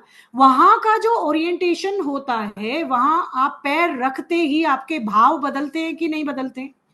आप भगवान के प्रति ही सारे मन से, तन से और भाव से कनेक्ट हो जाते हैं। ये रीजन क्या है? वहां की एनर्जी ऐसी चैनलाइज हो जाती है क्योंकि वहां भी काम जियोपैथिक एनर्जी और कॉस्मिक एनर्जी का ही है, मैग्नेटिक फील्ड का ही है। वहां की एनर्जी भगवान से जोड़ने के लिए व्यक्ति का चुनाव करती है। इसीलिए जब हम ईस्ट और वेस्ट लॉन्गर हाउसेस में रहते हैं तो हम स्पिरिचुअल काइंड ऑफ पर्सनालिटी बनते हैं, जो अपने घरों में हमें जो जो चाहिए उनको लेने में प्रॉब्लम आती है। मोक्ष की प्राप्ति आपको हो जाएगी, कोई दिक्कत नहीं है, मतलब आप भगवान के प्रति तो मोड़ हो जाओगे, लेकिन अपने गृहस्थ आश्रम को चलाने के लिए आपको जिन चीजों की जरूरत होगी उनमें बहुत तकलीफ होगी। अब इस प्लॉट पे आ जाते हैं। शशि जी ने बोला था नॉर्थ और साउथ उनका लॉन्गर है। यहां पर जो एक्सिस है यही हमारी अर्थ का भी एक्सिस, हमने बोला था north pole south pole proper alignment में है। तो जिसमें north to south axis longer होता है, ऐसे घरों में ऊर्जाएं प्रॉपर प्रोपोर्शन में चैनलाइज होती हैं।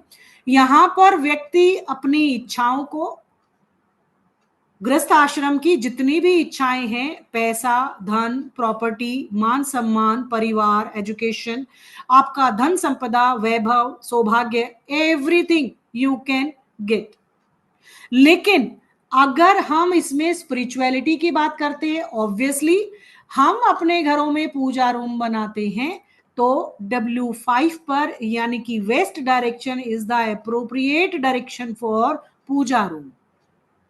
ठीक है, पूजा रूम, क्योंकि किसी भी मंदिर में जाओगे तो जो उसका गर्भगृह होता है वो भी W5 पर ही, जो मेन मूर्ति होती है, यानी कि कोई दुर्गा का मंदिर होता है, कोई गणेश जी का मंदिर होता है, कोई विष्णु जी का, कोई शिव जी का, जो मेन मंदिर होता है, जिसके नाम का मंदिर होता है, वो जो मूर्ति होती है वो गर्भगृह में W5 पर ही रखी होती है। अगर हम भी अपने घरों में W5 पर अपने पूजा रूम को बनाते हैं तो वहां पर आपकी इच्छाओं की पूर्ति होती है। Are you getting it? Connect कर पा रहे हो बात को? हम ईच एंड एवरीथिंग लॉजिक और साइंस के साथ बता रही हूं। क्या आपको लग रहा है कि मैं मेरे तरफ से बता रही हूं? सब कुछ आपको लिखा हुआ है, सब कुछ बताया गया। यहां पर जब एक्सिस की बात आती है तो नॉर्थ और साउथ एक्सिस आपको वो सब कुछ देते हैं जो आप अपने घरों को बनाते हो और अपने घर से आप क्या चाहते हो, सब कुछ बताता है। तो इस तरीके से मैग्नेटिक फील्ड आपके घर के नजरियों को बदलती है, आपके घर की एनर्जीज को चैनलाइज करती है और आपके घर के दोषों को दूर करके आपको जो चाहिए उस तरीके की संरचना बताती है। बहुत सारी शेप्स होती हैं वास्तु में, प्लॉट की बहुत सारी शेप होती हैं। यहां पर जो शेप है वो सबसे बेस्ट शेप हमेशा नॉर्थ टू साउथ एक्सिस हो या स्क्वायर प्लॉट को ही बताया गया है, क्योंकि इनमें जिन देवता एनर्जी फील्ड का मैंने बताया ना आपको, कभी भी किसी भी प्लॉट में जो डायरेक्शंस होती हैं उनकी अपनी ऊर्जाएं नहीं होती, उनके अंदर से ऊर्जाएं जब वास्तु पुरुष किसी भी जगह पर स्थापित हो जाता है, अगर यूं देखा जाए तो अलग अलग तरीके की ऊर्जा होती है, लेकिन घर के अकॉर्डिंग जो ऊर्जाएं होनी चाहिए ना वो नहीं आ पाती। वो जब सम्मत होती हैं जब वास्तु पुरुष आपके घर के अंदर स्थापित हो जाता है। यानी कि जब एक वास्तु पुरुष चार दीवारी के अंदर आता है तो उसके ऊपर 45 देव शक्तियां भी आती हैं और उनकी देवताओं की एनर्जी अपने अपने जिस हिस्से पर बैठी है वैसी ही ऊर्जाएं उस दिशा से, उस जोन से निकल कर आती है, जिससे हमारे परिवार में, हमारे घर में दुख और सुख की परिभाषा आपके जीवन में निकल कर आती है। तो जो शेप है वो स्क्वायर और रेक्टेंगल अच्छी बताई गई है। यहां पर किसी भी प्लॉट का शेप देखिए बहुत सारे होते हैं, ट्रायंगल होता है, त्रिकोण होता है, चौकोर होता है, अष्टभुजाकार होता है, सर्कुलर होता है, so many directions, so many shapes are there. लेकिन इन शेप्स को भी रेक्टिफाई करके आपको इन्हीं दोनों शेप्स में ही कन्वर्ट करके अगर आप अपने घर को बनाते हो तो वहां से भी ऊर्जाएं आप चैनलाइज कर सकते हो। इस कोर्स की अगर बात करते हैं तो कितने लोग हैं कि अब आप थोड़ा सा कोर्स को जानना चाहते हैं कि ऐसा क्या है इस कोर्स में, बताऊं या अभी पढ़ना है? चलिए कोई नहीं, मैं पहले पढ़ा ही देती हूं, मेरा भी अभी मूड बना हुआ है, बाद में देखेंगे। यहां पर अगर आप बात कर रहे हैं अपने प्लॉट के शेप की, तो प्लॉट का शेप आपको रेक्टिफाई करके अगर किसी भी शेप में है तो उसको इन्हीं शेप्स में ही आपको कन्वर्ट करना चाहिए पहले।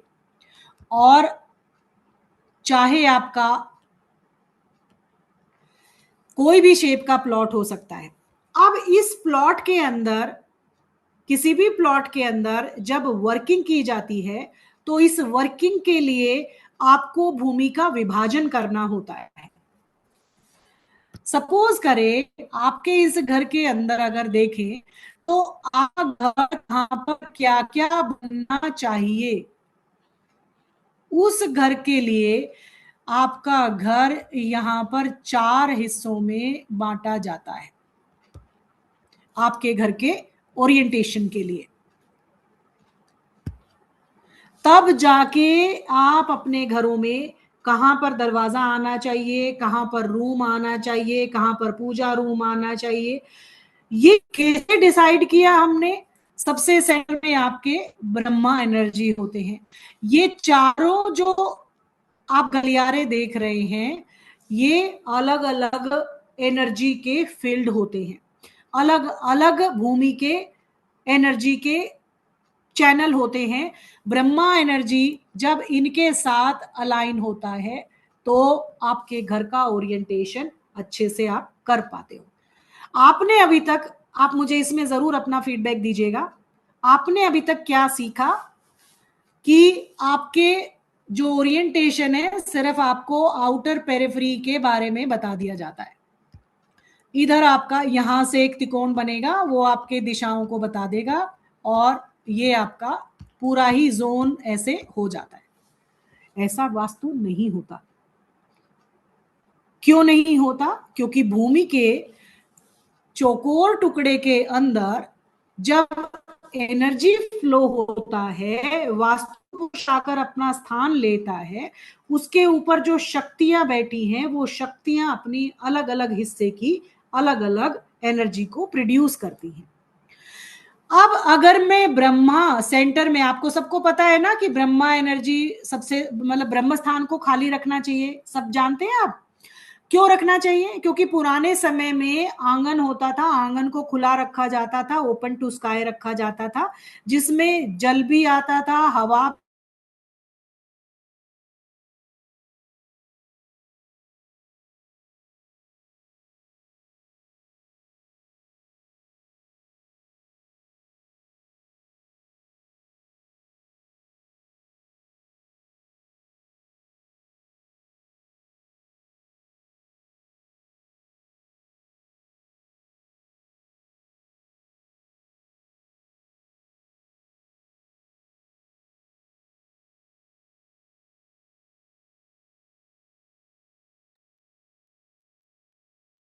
I guess there is some issue at Ruchi ma'am side.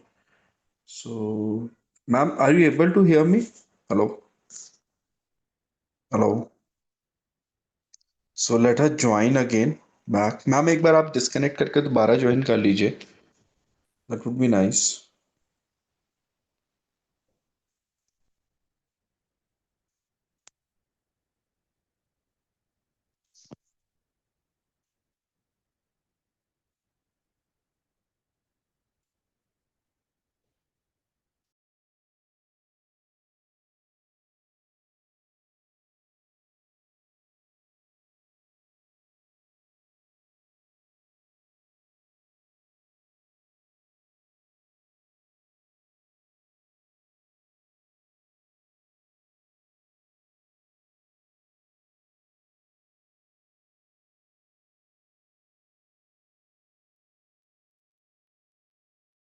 मेरी आवाज आ रही है आप सभी को?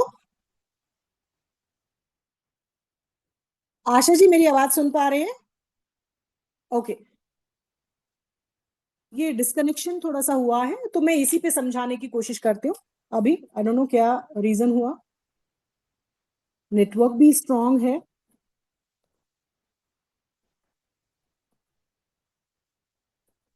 जस्ट मैम आपका जो सिस्टम है वो हैंग हो गया है. अपने सिस्टम को आप जो है रीस्टार्ट कीजिए. Meanwhile you can join from the mobile. Yes.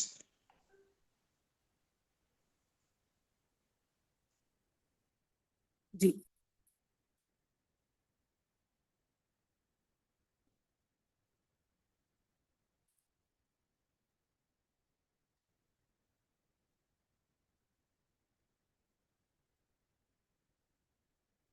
अगर हम अपने वास्तु के इसी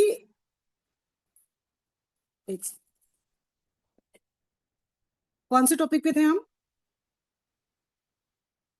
हाँ, वास्तु अगर हम आपके घरों के अकॉर्डिंग भी अगर इसी तरीके से आप अपने घरों को देखेंगे कि जब हम चार दीवारी में चार सेक्शन करने की बात करते हैं तो उसका मतलब ये नहीं कि सिर्फ और सिर्फ आपको आउटर पेरिफेरी पर ही अपने घर का ओरिएंटेशन करना चाहिए.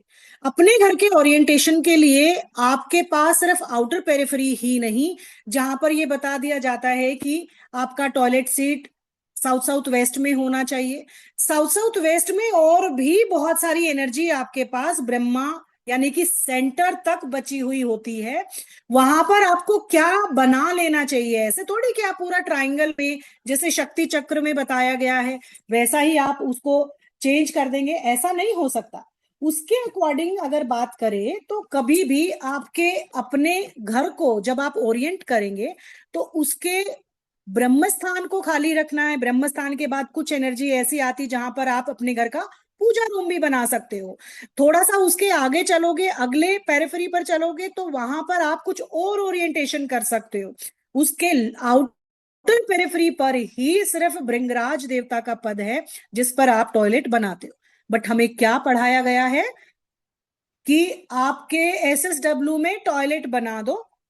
क्या पूरे ब्रह्म स्थान से लेकर आउटर तक आप टॉयलेट ही बनाते हो अपने घरों में? सोच के देखे इस बात पर. कभी भी नहीं होता. लेकिन हमारे अंदर इस तरीके से बातों को चैनलाइज किया गया है कि हम समझने में बहुत देरी लगा रहे हैं. तो क्या आप इस बात को समझ पाए? आपको मैं कुछ समझा पाई इस चीज में?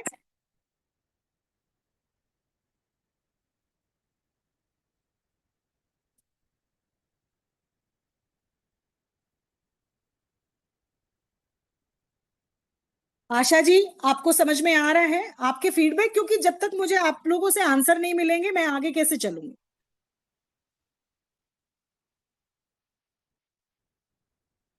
ओके, ठीक है. Thank you, thank you, thank you.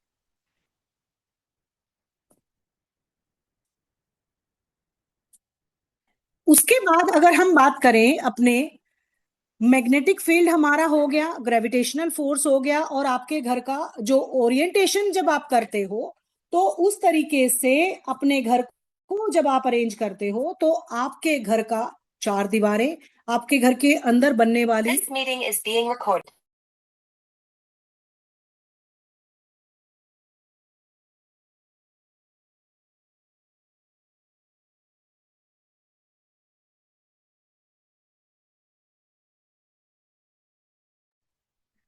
जिससे आप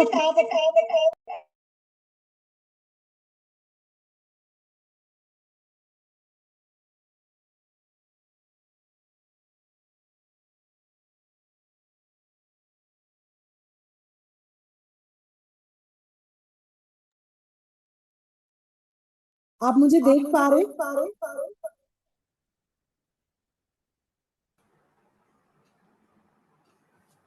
जी, thank you sir.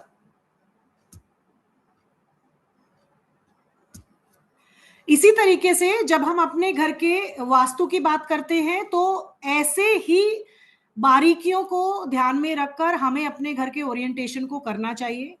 I think आज के लिए इतना काफी है। अब मैं आपके फीडबैक जरूर देखना चाहूंगी, और आप में से कितने लोग हैं जो इस तरीके की वास्तु को पढ़ना चाहते हैं, आगे सीखना चाहते हैं, क्योंकि कल की क्लास में हम डेफिनेटली इसके बारे में आगे और बताएंगे। और कल आपको अपने घर के दरवाजे कैसे होने चाहिए, कैसे आपको दिशाओं को देखना है, उसके अकॉर्डिंग आपको कैसे अपने घर में चीजों को व्यवस्थित करना चाहिए।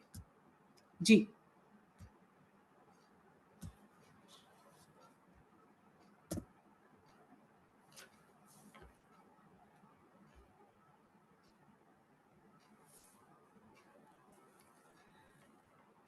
अगर इस कोर्स की बात करें तो इसमें हम इन डेप्थ में आपके घर को कैसे बेसिक और ग्राउंड रूट लेवल से एनर्जाइज करेंगे, एक एक बारीकी से पढ़ते जाएंगे, जिसमें सूर्य की अपनी इंपॉर्टेंस होती है, आपकी मैग्नेटिक फील्ड, ग्रेविटेशनल फील्ड, आपका मून, आपका प्लैनेट्स को कैसे हमने देखना है, आपके 16 जो डायरेक्शंस बोलते हो या जोन बोलते हो, मेनली 10 दिशाओं के बारे में, और 16 जोन को बैलेंस कैसे करेंगे।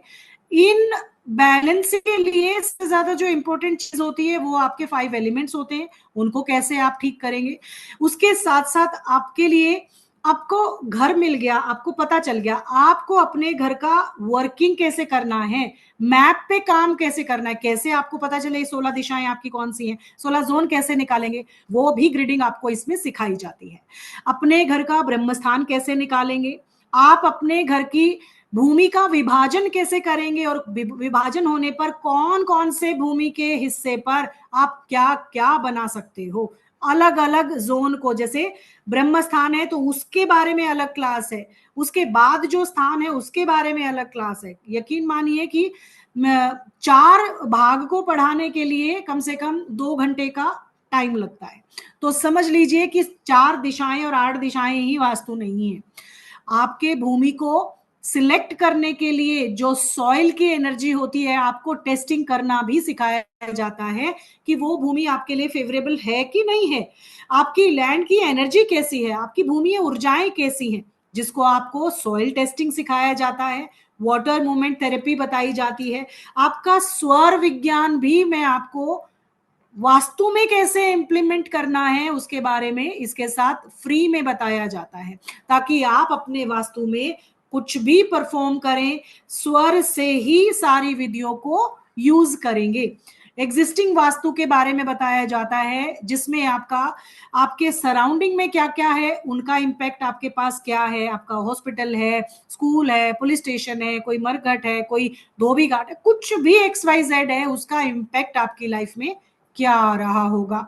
आपका घर अगर टी हिट पर है तो उसके इम्पैक्ट क्या आ रहे होंगे, आपके स्लोप कैसा है आपके घर के अंदर, वो भी मैटर करता है कि किस तरफ स्लोप होना चाहिए और किस तरफ नहीं होना चाहिए।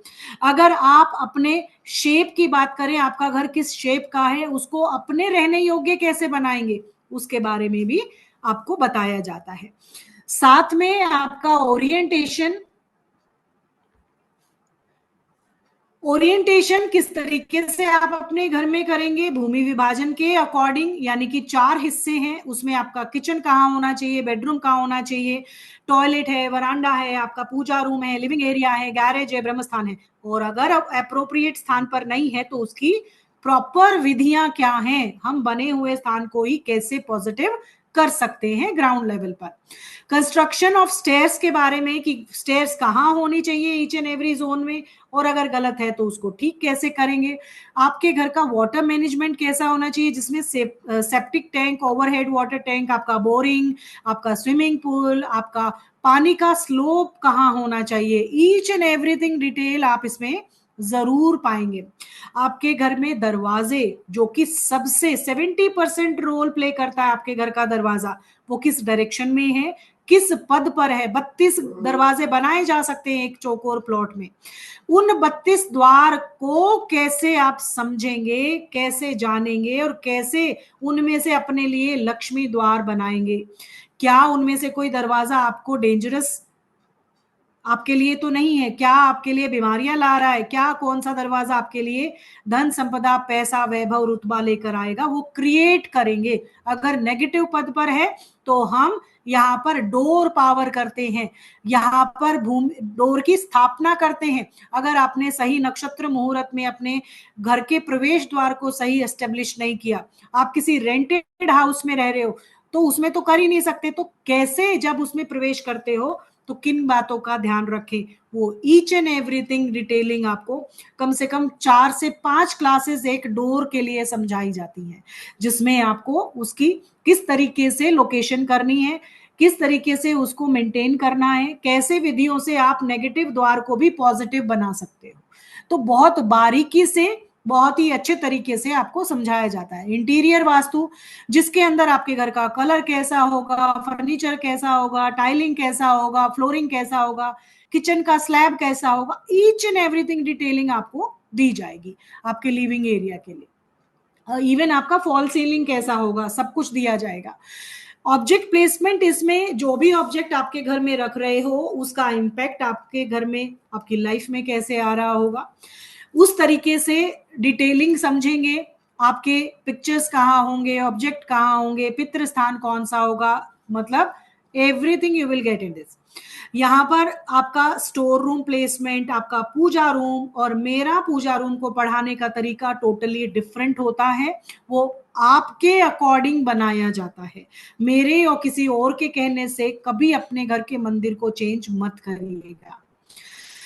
प्लांट्स के बारे में कि आपके घर में कहाँ पर प्लांट्स रख सकते हैं, कहाँ पर नहीं रख सकते हैं, आपके घर की फेसिंग कैसे आपके घर को 100% बेनिफिशियल बना सकती है, आपके घर के मर्म स्थान, इवन यहाँ पर रेमेडियल वास्तु में ईच एंड एवरी पार्ट की विधि बताई जाती है, जो कि वैदिक तरीके से आपके घर की एनर्जी को ऊर्जा देने के लिए मंत्रोच्चारण के साथ आपके नक्षत्रों को ध्यान में रखकर आपको कब अपनी डोर पावर करनी है, उन सब की डिटेलिंग दी जाती है।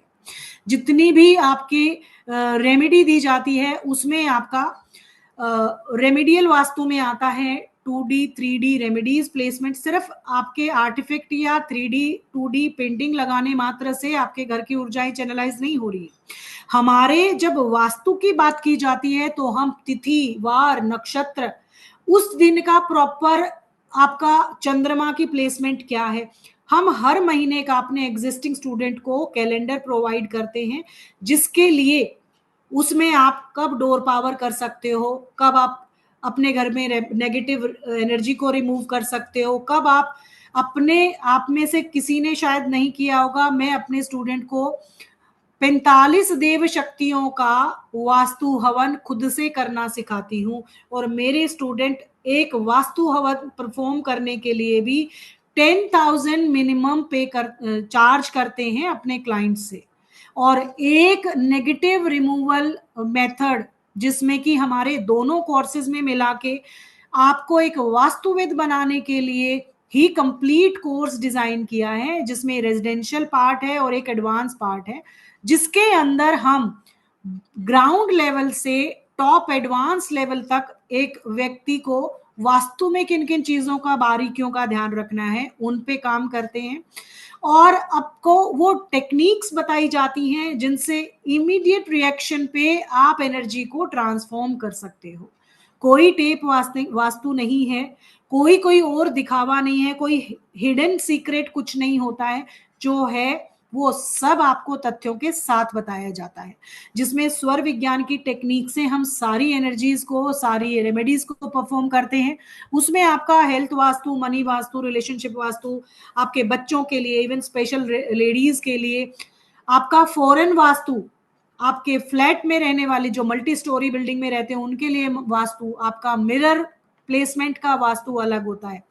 आपको लाइव हवन भी परफॉर्म किया जाता है, जिसके अंदर आप अपने घर में किसी भी तरीके की नेगेटिव एनर्जी को 45 देव शक्तियों का हवन करते ही उसी दिन आपके घर में रुकावटें हैं, कोई काम नहीं बन रहा, बीमारियां हैं, ऑब्स्ट्रक्शंस हैं, ईच एंड एवरीथिंग की प्रॉब्लम का सॉल्यूशन एकमात्र हवन परफॉर्म करके आप अपने घर में शुद्धिकरण कर सकते हो। 16 संस्कार विधियां हम लोग अपने घरों में अप्लाई करते हैं, जिसमें 16 तरीके की विधियों से आप अपने घर के शुद्धिकरण को करते हो और अपने घर को एनर्जी को चैनलाइज करते हो। रिसेंटली भी मेरे एग्जिस्टिंग स्टूडेंट के इतने अच्छे रिजल्ट्स हैं कि वो कोर्स कंप्लीट होने से पहले उनको प्रोजेक्ट्स मिलने लग जाते हैं। जो भी आपको अभी तक दिक्कतें आ रही थी उनका एकमात्र सॉल्यूशन निकल कर आता है। आपका शिलान्यास विधि कराई जाती है, नाभि स्थापना कराई जाती है, आपका अनंत पीठ की जो मास्टर रेमेडी होती है, अगर आपके घर में कोई भी दोष हो तो साउथ वेस्ट की रेमेडी है।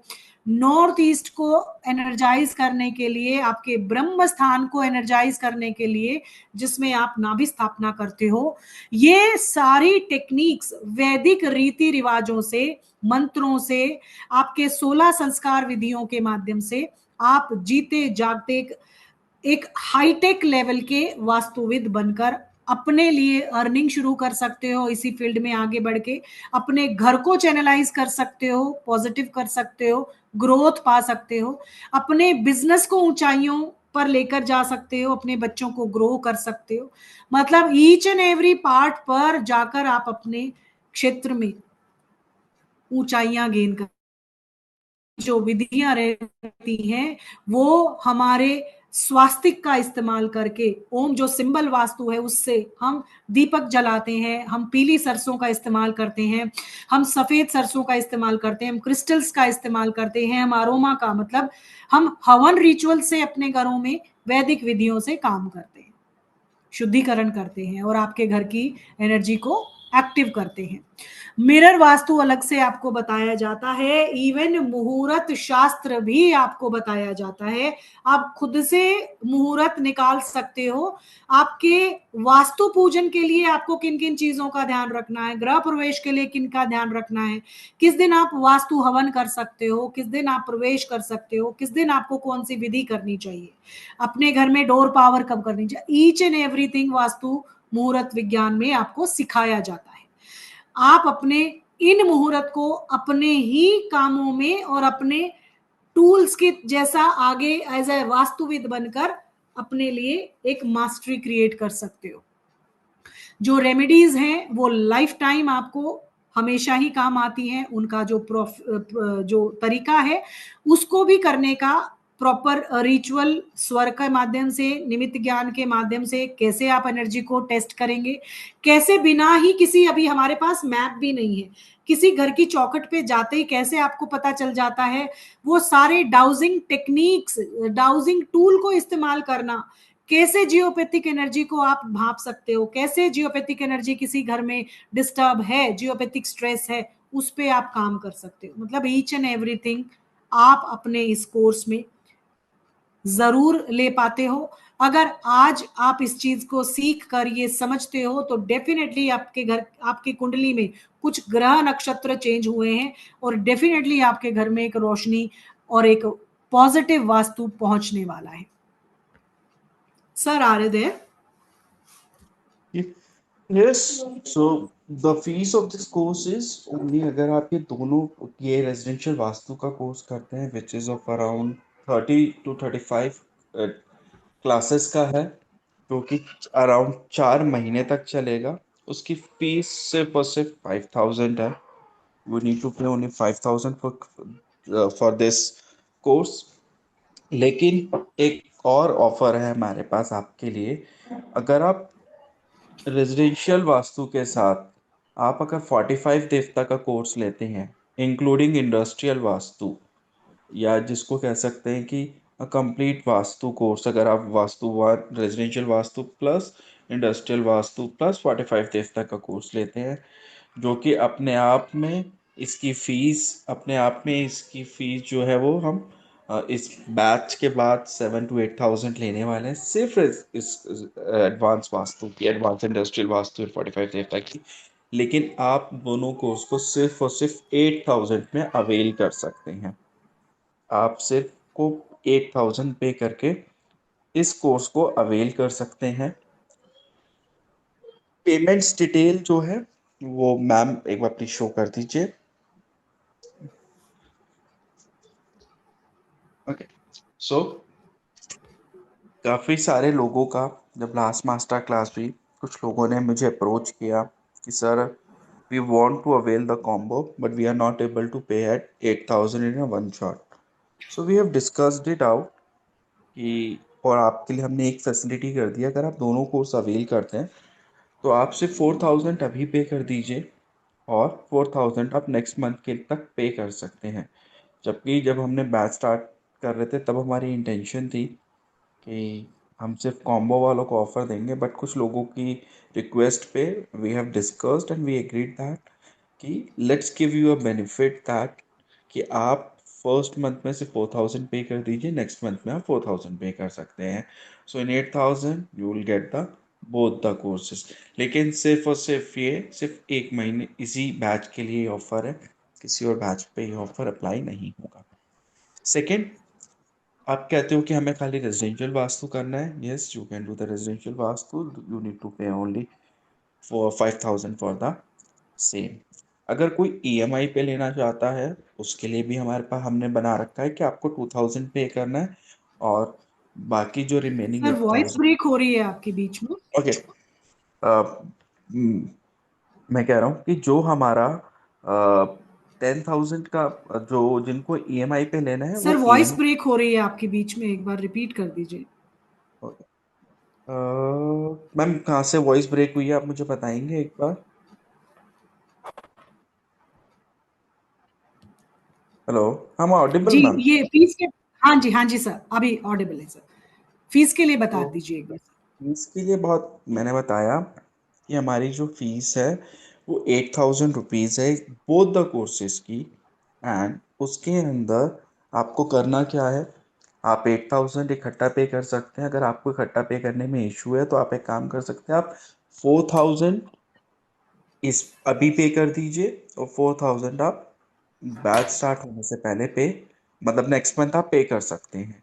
सो in a month I have given the facility for those person जिन्होंने हमें रीच किया to avail the combo at a 2 installment. 4,000 now pay कर दीजिए अपनी सीट रिजर्व करने के लिए एंड नेक्स्ट मंथ तक 4,000।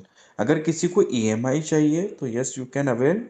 उसके केस में 2,000 रुपीज़ आपके रजिस्ट्रेशन चार्जेस है एंड 1,000 रुपीज़ पर मंथ की आप ईएमआई पे कर सकते हैं, जो कि आपको 1 से लेकर 5 तारीख तक आपको पे करनी होगी।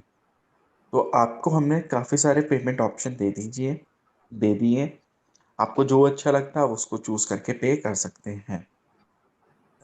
Last least but not the last, this is the flagship course of us. अगर आप ये कोर्स करते हैं ट्रस्ट अस, आप जो है 1 महीने के बाद से, मैं ये नहीं कहूँगा कि डे वन से ही आप पैसा अर्न करने लग जाएंगे, नहीं, 1 महीने के बाद से ही आप कुछ ना कुछ अर्न करना स्टार्ट कर देंगे। और जैसे ही आपका वास्तु हवन आपके बैच में होगा तो आप उस वास्तु हवन के भी अच्छे खासे पैसे चार्ज लोगों से कर सकते हैं, जो कि हम इस कोर्स के साथ आपको बिल्कुल फ्री में दे रहे हैं। वास्तु हवन हम लाइव करेंगे, आप खुद वास्तु हवन करेंगे अपने घर में, मैम लाइव करेगी आपके साथ रिकॉर्डिंग भी शेयर की जाएगी। और जब भी वास्तु हवन होगा तो उससे 3 दिन पहले एक सेशन भी होता है जिसमें हम बताते हैं कि क्या क्या आपको तैयारी करके रखनी है।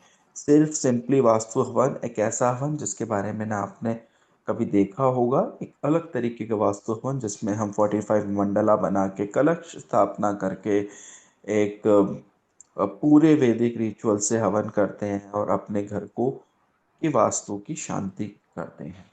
Now over to you ma'am, अगर किसी से कोई डाउट्स है तो आप पूछ सकते हैं, नहीं तो हम फिर सेशन एंड करते हैं। Thank you sir. किसी का कोई क्वेश्चन है तो you can ask.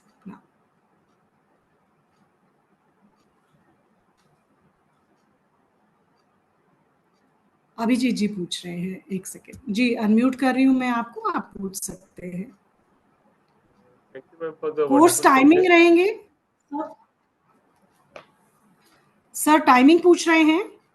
Saturday Sunday आपका कोर्स है, सैटरडे संडे आपका कोर्स है। 28 तारीख से हम लोग स्टार्ट कर रहे हैं इसको। टाइमिंग है 7 बजे। हाँ, सैटरडे संडे 7 PM रहेगा सर, ये every Saturday Sunday ji. Join the complete course, then it will run for how many months? Sir voice Sorry, clear sir? नहीं आ रहा है आपका। If we join the complete course, residential Vastu plus the advanced one, then how many months it will run for? 8 months minimum। Okay. मतलब 70 classes के आसपास होती है Abhijit sir. Okay. तो एक महीने में 8 क्लासेस भी अप्रोक्स लगा के चलते हैं, तो 8 महीने के आसपास चलता है sir. So to beach pay में the हम fees, like ये month में like we pay 4,000 and next month में start of the next month we हाँ, pay 4,000, right? Yes sir, yes yes yes. And सिर्फ अगर हम रेसिडेंशियल वास्तु करते तो उसमें कोई ऑफर नहीं है अलग से? नहीं सर, सर ऑलरेडी 5000 है सर उसमें। मैंने दिसंबर सर का इसकी वैल्यू अगर आपके बाहर भी, दिसंबर लास्ट टाइम सर आपका दिसंबर के वेबिनार में फीस कम थी सर। सर दिसंबर के वेबिनार में जो था उसमें भी 4000 फीस ली है। वो बस एक दिन के लिए खोला था 3500 का, वो बहुत अलग था सर। आप उसको इसके साथ मर्ज मत कीजिए। दिसंबर में नहीं था वो भी लास्ट दिसंबर में तुम्हारा नवंबर वैदिक में कोई, वो हमारा था नवंबर अक्टूबर में था सर। नहीं आई थिंक उसकी नवंबर मैंने अटेंड किया था, आई रिमेम्बर। दिसंबर में आपने सर देवता वास्तु का किया था अटेंड, क्योंकि देवता वास्तु अभी स्टार्ट हुआ है, जो 12 से 2 बजे का बैच चल रहा है। सर यकीन मानिए, इसी जो चीज हम ओक्कल शाला सिर्फ एक मुहिम चला के चल रहा है कि ये जो वास्तु है ये हर घर का हिस्सा होना चाहिए। सिर्फ यहाँ पर आपका मनी आपका बैरियर नहीं होना चाहिए। ये डिप्लोमा की डिग्री का कोर्स आप पढ़ने वाले हैं इसमें। आप यकीन मानिए, मेरे कुछ स्टूडेंट हैं, जैसे गीता जी से मैं फीडबैक लूंगी अभी, और ये मेरे एडवांस कोर्स में अभी ऑलरेडी इन्होंने लास्ट उसमें बैच में ऑलरेडी एनरोल कर लिया, रेजिडेंशियल अभी नहीं किया, इस बार रेजिडेंशियल में आ रहे हैं। और बाहर इसी कोर्स की फीस 50,000 से स्टार्टिंग है सर, नहीं तो आप R&D कर सकते हैं। तो पता है, आई नो हाँ, बाहर जो तो क्या आप फीस है, यकीन आई एम मानिए अवेयर। कि इस चीज का अगर वैल्यू हम इतना दे रहे हैं तो उसका मतलब आप हमारी मुहिम को समझिए, हमारा भाव समझिए कि जो व्यक्ति वो इतना अफोर्ड नहीं करा सकते थे, तो क्या हम ऐसा प्लेटफॉर्म क्रिएट कर सकते हैं जहां पर हर कोई व्यक्ति अप्रोचेबल हो। सिर्फ उसके पीछे का यही भाव है। नहीं तो हम भी कम स्टूडेंट रख के बहुत फीस बढ़ा के भी ले सकते थे, लेकिन हम आप लोगों के लिए सोच के कि हर किसी को पॉकेट फ्रेंडली कोर्स डिजाइन होना चाहिए डेफिनेटली। और हमारे स्टूडेंट ही बोलते हैं कि मैम आप जितना कराते हो उतना फीस नहीं है आपका। आप उन बच्चों के कहने के बाद हमने हाइक किया है प्राइस, सीरियसली। और हमें भी लगा कि थोड़ा सा तो एटलीस्ट इस ज्ञान को हमें संभाल के रखना चाहिए, और जो डिजर्विंग है उन्हीं को जाना चाहिए, इतना भी नहीं होना चाहिए कि बिल्कुल ही, है ना। तो आप मिनिमल से मिनिमल वैल्यू आप समझिए इसकी। हमारा इसमें कोई भी हम प्रॉफिट इस कोर्स में नहीं कमा पा रहे, ठीक है। तो सोचिएगा जरूर, सिर्फ आप लोगों के लिए ही हमने इतना डिजाइन किया है। और अगर आप 8 से 10,000 रुपए में देकर अगर एक वास्तुवेद बनते हो, तो सोचिए आपके पहले एक हवन परफॉर्म करा के आपने पैसे वापस ले लेने हैं अपने क्लाइंट से। अगर जो आपने इनिशियल जो बोला, जो डोमेस्टिक सॉरी रेसिडेंशियल वास्तु, उसका एग्जैक्ट ब्रेकअप पीरियड बता सकते हो क्या? कि रेसिडेंशियल वास्तु में इतने आवर्स ऑफ सेशंस है, एंड देन एडवांस और 30 क्लासेस लगेंगे, 30 आवर्स मतलब 30 क्लासेस, आप ये समझिए। 30 क्लासेस मिनिमम बता रही हूँ, उसमें एक ऊपर ही होती है मेरी, कम नहीं होती है। आपको पता है कि एलेबोरेट ज्यादा करती है चीजों को मैं, जब तक आपको समझा नहीं लेती तो वो मुझे लगता है कि आप तक बात पहुंची नहीं। तो इसी वजह से 30 क्लासेस तो मिनिमम है रेजिडेंशियल की, उसके बाद इतनी ही क्लासेस आपकी एडवांस की हो जाती हैं। तो कॉम्बो में तो आपको बहुत अच्छा ऑफर मिल रहा है, आपको बहुत, नहीं तो इकट्ठा पे भी कर चुके हैं बहुत सारे स्टूडेंट जिन्होंने सिंगल शॉट में पेमेंट किया है। वो भी आपके पास तो कितने ऑप्शन इस बार हमने निकाले, क्योंकि बहुत सारे स्टूडेंट बोल रहे थे, एक तो टाइम का इशू तो हमने आपके अकॉर्डिंग टाइम भी इस बार किया है। नहीं तो 12 बजे की क्लासेस हमारी जैसे डेली चलती है, मेरा रेगुलर चलता है, तो वो भी कर सकते थे। टाइम बट का आपने मैंने भी तो आपको बोला था, जी लास्ट जी, टाइम आपने इसीलिए पूछा था आप हाँ क्यों ज्वाइन नहीं कर रहे, तो मैंने आपको बोला था आपकी कोई वीकेंड की बैच होगी क्या।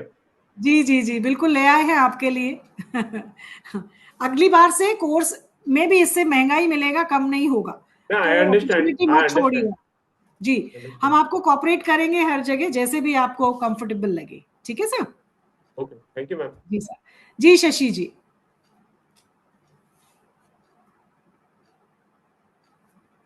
Hello. Shashi ji. Hello ma'am. हाँ जी, हाँ जी। हाँ कैमरा ऑन करें मैम, प्लीज। मैं ये कह रही थी, जैसे मान अच्छा। लीजिए मैं पेमेंट करूंगी, तो वो हाँ, मेरी सिस्टर या मतलब घर में से कोई भी करेगा, तो मैं ये फिर इसका मतलब स्क्रीनशॉट किस नंबर पर भेज, ये क्योंकि जो वो गिवन मेरे नाम। नंबर है मैम लास्ट में 3, आप ओके ओके। आप चैनल पे बात करके अपने नाम को, फीस कोई भी पे कर दे, आपको जिस जिस नंबर पे लिंक चाहिए वो नंबर आप रजिस्टर करा दीजिए, कोई इशू नहीं है। ओके ओके मैम, बस हाँ, मुझे यही कंफ्यूजन हो रहा था कि मतलब नहीं कहाँ नहीं, मैं आप वो किसी करूँ। से भी फीस कोई भी पे कर दे, आपके नाम से ही रजिस्टर होगा। आप वहां पर चैनल पे बता दीजिएगा कि मुझे इस नंबर पे रजिस्टर कीजिए, और उसी पे आपको लिंक मिलेगा, ग्रुप आपको उसी में ऐड कर दिया जाएगा, okay okay ma'am, thank you. Confirm group में। जी मैम। मैम जब आप पेमेंट करेंगे तो आप स्क्रीनशॉट दे दीजिएगा जिसके जी थ्रू पेमेंट की है, और नहीं उसके सर, बस बाद जो मैंने है टीम आप। उसी, हाँ हाँ, मैं बस इसी कंफ्यूजन के लिए मैंने ये क्लियर करने के लिए मैंने पूछा है, क्योंकि मुझे कंफ्यूजन हो रहा था पर किस नंबर पे मैं वो स्क्रीनशॉट दूँ। जी, किसी और का कोई क्वेश्चन है? गीता जी, आप मेरे एग्जिस्टिंग स्टूडेंट हैं, अगर बता बता सकें, कुछ फीडबैक दे सकें, तो लोगों का थोड़ा सा मोराल अप होता है ऑब्वियसली।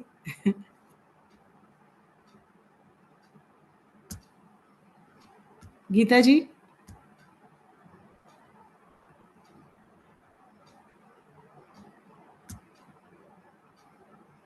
शायद नहीं है।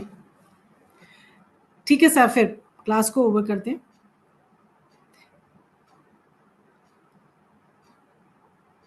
या of course sir, life time आपके साथ, जब तक आप और हम जिंदा हैं तब तक सपोर्ट रहेगा। मेरा पर्सनल सपोर्ट रहता है आपके ग्रुप में, और इवन कोई भी प्रॉब्लम आती है तो मुझसे पर्सनल भी बात कर सकते हैं मेरे स्टूडेंट। हमेशा ही कभी भी कोई ज़रूरत होती है तो मैं हमेशा आपके साथ हूँ, और कोई भी कमी जहाँ रहती है तो उसको मुझसे बात करके स्टूडेंट कंपनसेट करते हैं, आपके डाउट्स रिजॉल्व करती हूँ। डेली के डेली डाउट्स डेली लिए जाते हैं, ऐसा नहीं होगा कि मेरे लिमिटेड 4 क्वेश्चन हो गए, नहीं होगा। आपको जितने डाउट्स हैं हर किसी के डाउट पूछ पूछ के क्लियर किए जाते हैं।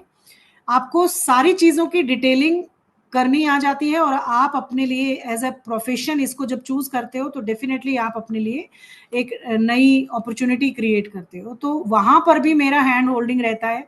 आपको एक सर्टिफिकेट भी दिया जाएगा, आपके रिकॉर्डिंग भी आपको ऐप एक्सेस पे दी जाएंगी। मतलब किसी तरीके से आपके साथ कोई भी ऐसा व्यवहार नहीं होता है कि आपको लगे कि आपके पैसे वेस्ट हो गए। ठीक है सर? चलिए फिर विदा लेते हैं, कल मिलेंगे सेम टाइम सेम चैनल पर, और इसके आगे थोड़ा सा वास्तु को सीखेंगे, और जुड़ते रहिएगा, और वास्तु को जीना सीखने के लिए एक कदम जरूर बढ़ाइएगा। तब तक के लिए थैंक यू सो मच।